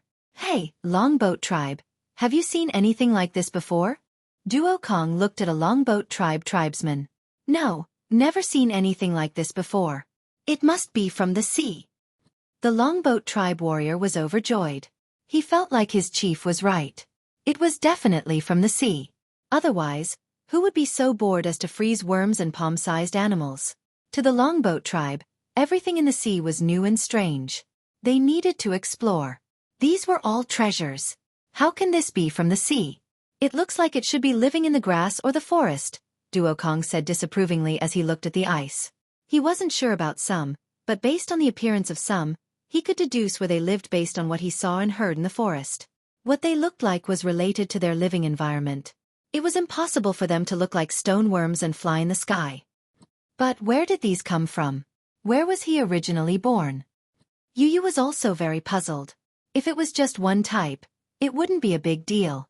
However, the Taiha, Flaming Horn and Longboat tribes had never seen any of these frozen insects and beasts before. None of them knew any of them. Xiao Xian looked in the direction where the ice flows came from. It was the wind that had pushed the ice flows in this direction. When they came out, the wind at sea was different from now. Even though there were frequent changes, the wind still had a main direction. Now, it was probably because winter was leaving, so the ice flows were pushed in this direction. In the direction where the floating ice flow had come from, there might be even more floating ice flows further away. However, now wasn't the time to look for floating ice. Their main priority was to return safely. The fleet didn't change course. They only slowed down for the time being and scooped up the frozen objects to take a look. Some of the floating ice had melted, exposing some of the insects and beasts inside. They had been bitten by the fish in the sea and were badly damaged and rotten. On the other hand, the ones frozen in the ice were still in perfect condition. They were two extremes. Those that were exposed would rot and be eaten, while those that were frozen would remain in their original state. Most of the things they fished up were completely frozen ice cubes. Those that were half-rotten or had bite marks, even if they were fished up, they would only look at them curiously before throwing them back into the sea. Rumor has it that that direction is an extremely cold place, Yu Yu suddenly said. An extremely cold place? Xiao Xian asked. That's what I saw in the notes left behind by our Taiha ancestors. I didn't think of it before, but when I saw you looking in that direction, I suddenly thought of it, Yu Yu said. We have never been there, so we don't know what it's like. Our ancestors only heard about it, so there aren't many records. Since it's an extremely cold place, there must be very few people there. That's why people rarely talk about it. The weather was bad, and the climate was unsuitable for survival. With so few people, no one was willing to go there. Naturally, things about that place would gradually disappear, and people would no longer mention it. Yu Yu had inadvertently flipped through the notes while waiting for the reply letter. At that time, he didn't pay much attention to it. The world was big, and they couldn't go to every place. Therefore, they only paid attention to things related to themselves and their tribe. He just didn't expect to encounter something like this. When he heard Yu Yu mention the extremely cold place, Xiao Xian had a guess. Regardless of whether there was an extremely cold place or not, if what Yu Yu said was true, and the rumor the Taiha ancestors heard was also true, then there must be icebergs in that place, and these small pieces might have been split off from the icebergs. However, Xiao Xian guessed that the most likely cause was a disaster that caused the icebergs to break away from their main bodies and float on the sea. If the temperature was low and the icebergs were big, then they could exist for a long time. These pieces might have come from one of the icebergs. As for how the iceberg split into so many small pieces, there were too many possible reasons, and they didn't know. Qing Yi, you've swum in the sea before. Have you seen these before?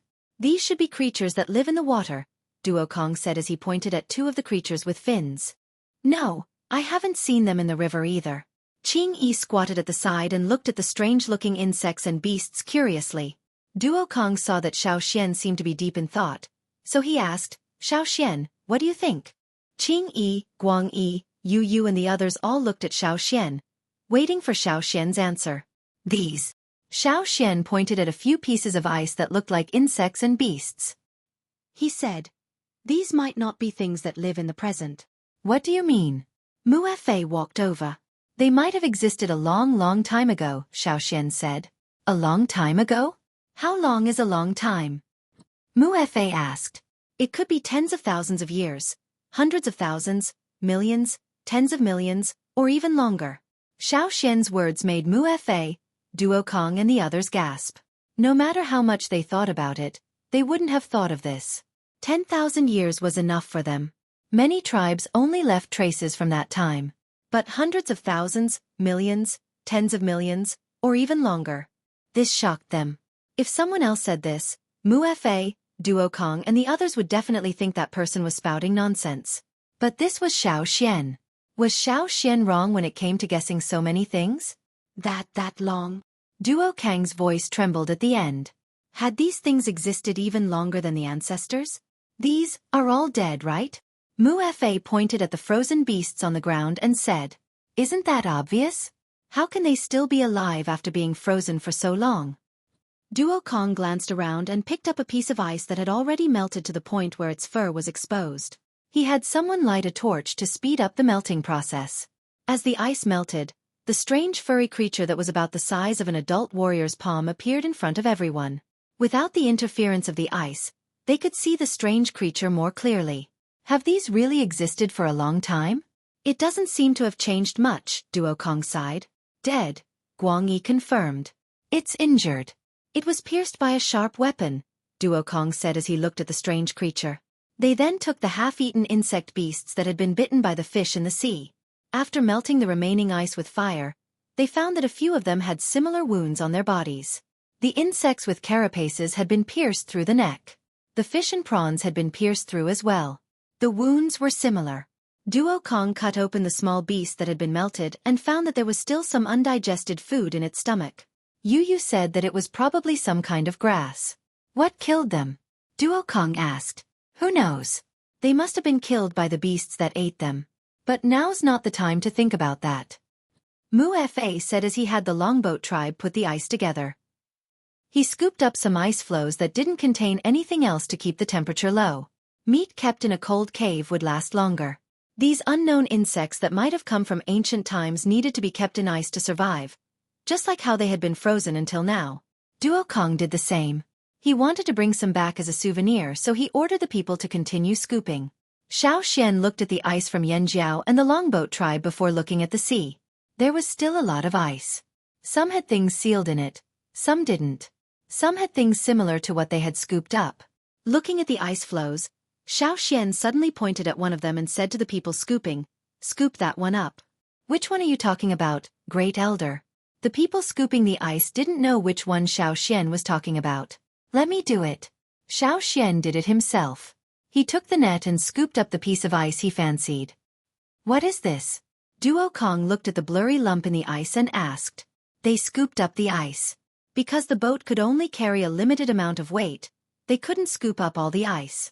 They could only scoop up a little. They scooped up the ice that they could roughly see. They didn't want to waste so much effort only to find out that it was just a lump of dirt. That wouldn't be worth it. Therefore, the piece of ice that Xiaoxian was pointing at had been ignored. They didn't even scoop up the same type. They already had one, so why would they want more? Anyway, they were just curious and wanted to bring it back as a souvenir. "I don't know what it is either." Xiaoxian looked at the ice in front of him. After looking at it a few more times, he handed it to the person in charge of storing it. "Bring it back with the other ice." Since it was something that Xiaoxian scooped up, the person in charge of storing it didn't dare to be careless. Even if it was just a lump of dirt, they would treat it seriously and carefully.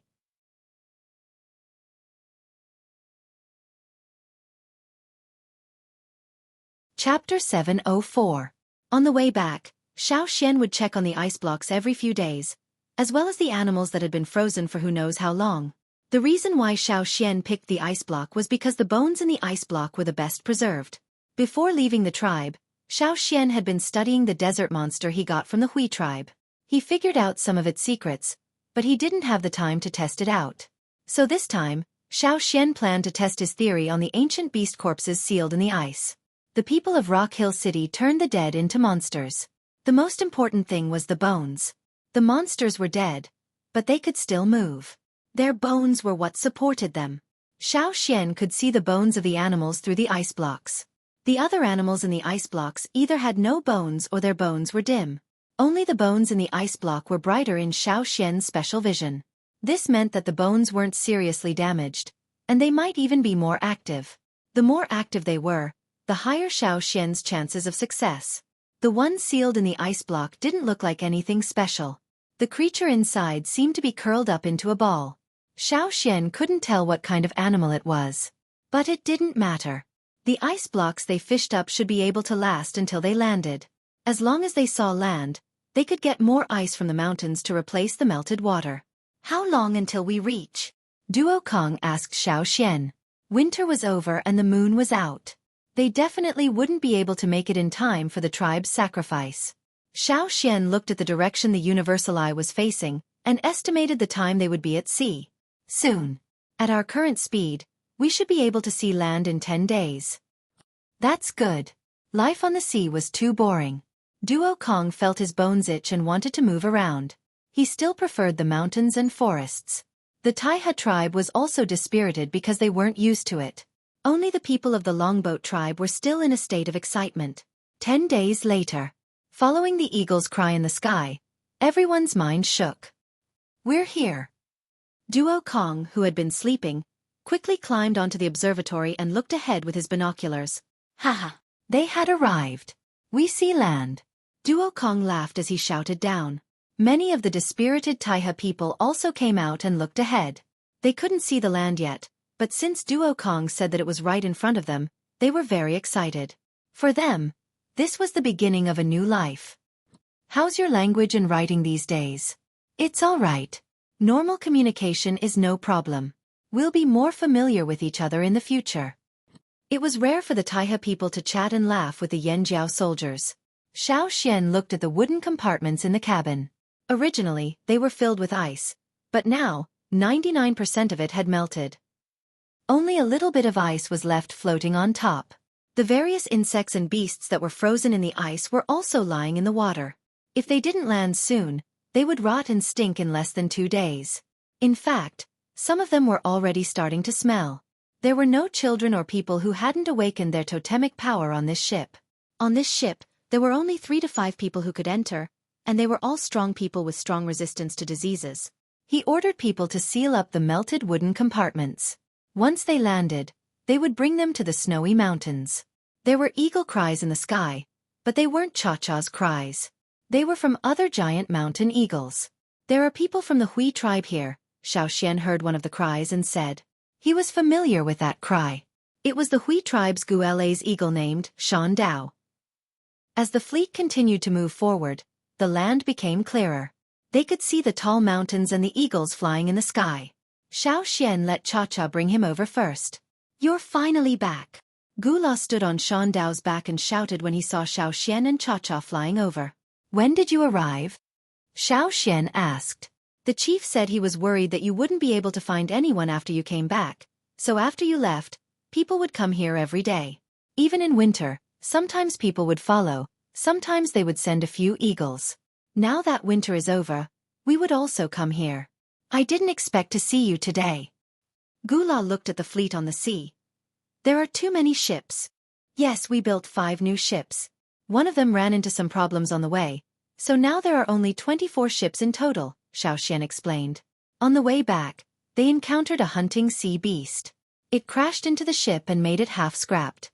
It wouldn't sink for a while, but it couldn't continue sailing. After transferring the people on that ship, the remaining 24 ships continued to sail, which was what Gula saw now. Did you get the people? Gula asked again. Yes, but they're not used to life on the sea. Their mental state isn't very good, so they need to rest for a few days before setting off again. We found a suitable place to rest nearby. It's a cave. Although it can't fit everyone, it can fit about 500 people. A cave that can fit 500 people? That's enough, Xueqi said. He let the people in the worst condition rest in the cave. The others either stayed on the ship or found a place to rest outside the cave. Totemic warriors had good resistance to the cold. When they finally touched solid ground, the exhausted Taiha people quickly recovered. They even curiously conversed with the people from the Hui tribe. They weren't familiar with the language here, so they spoke slowly. Since the Taiha people in Yanjiao were allies, and the Hui tribe in Yanjiao were allies, the allies of allies were also allies. That was why Gu La and the others were very friendly to the Taiha people. They caught some fresh beasts and brought them over. Xiao Xian asked Cha-Cha to bring the wooden boxes of ice to the snow-covered mountains. There were many mountains nearby, and he wasn't sure if it was because the temperature hadn't risen in this season, but half of them were covered in white. On the colder mountain peaks, the melted water turned into ice again, freezing the insects and beasts. Xiao Xian wore a pair of gloves made of animal hide and washed away the mud on the surface of the unknown creature he scooped up from the ice. Surprisingly, the mud was still tightly wrapped around the creature. As the mud was washed away bit by bit, the creature that Xiao Xian couldn't see clearly was finally completely exposed in front of him. Wings? Xiao Xian looked at the wing-like thing that was wrapped around the creature. There were some thin and short hairs on the wings. Xiao Xian pulled the wings but couldn't move them. He didn't want to force them open either, so he stopped. Instead, he looked at the sharp claws that were exposed. It was the same as a bat's. It was attached to the wings like a hook. Thinking of the fatal wounds on the insects and beasts he found in the ice, he looked at the claws again. Perhaps the wounds on the insects and beasts were caused by these claws. After looking at it for a while, Xiao Xian placed it in a wooden box and covered it with a wooden cover. When he came back tomorrow, it would be frozen again. You're tuning in to the Xueqi's Martial Arts Saga YouTube channel. Don't forget to subscribe and join us on this journey to catch the most captivating stories.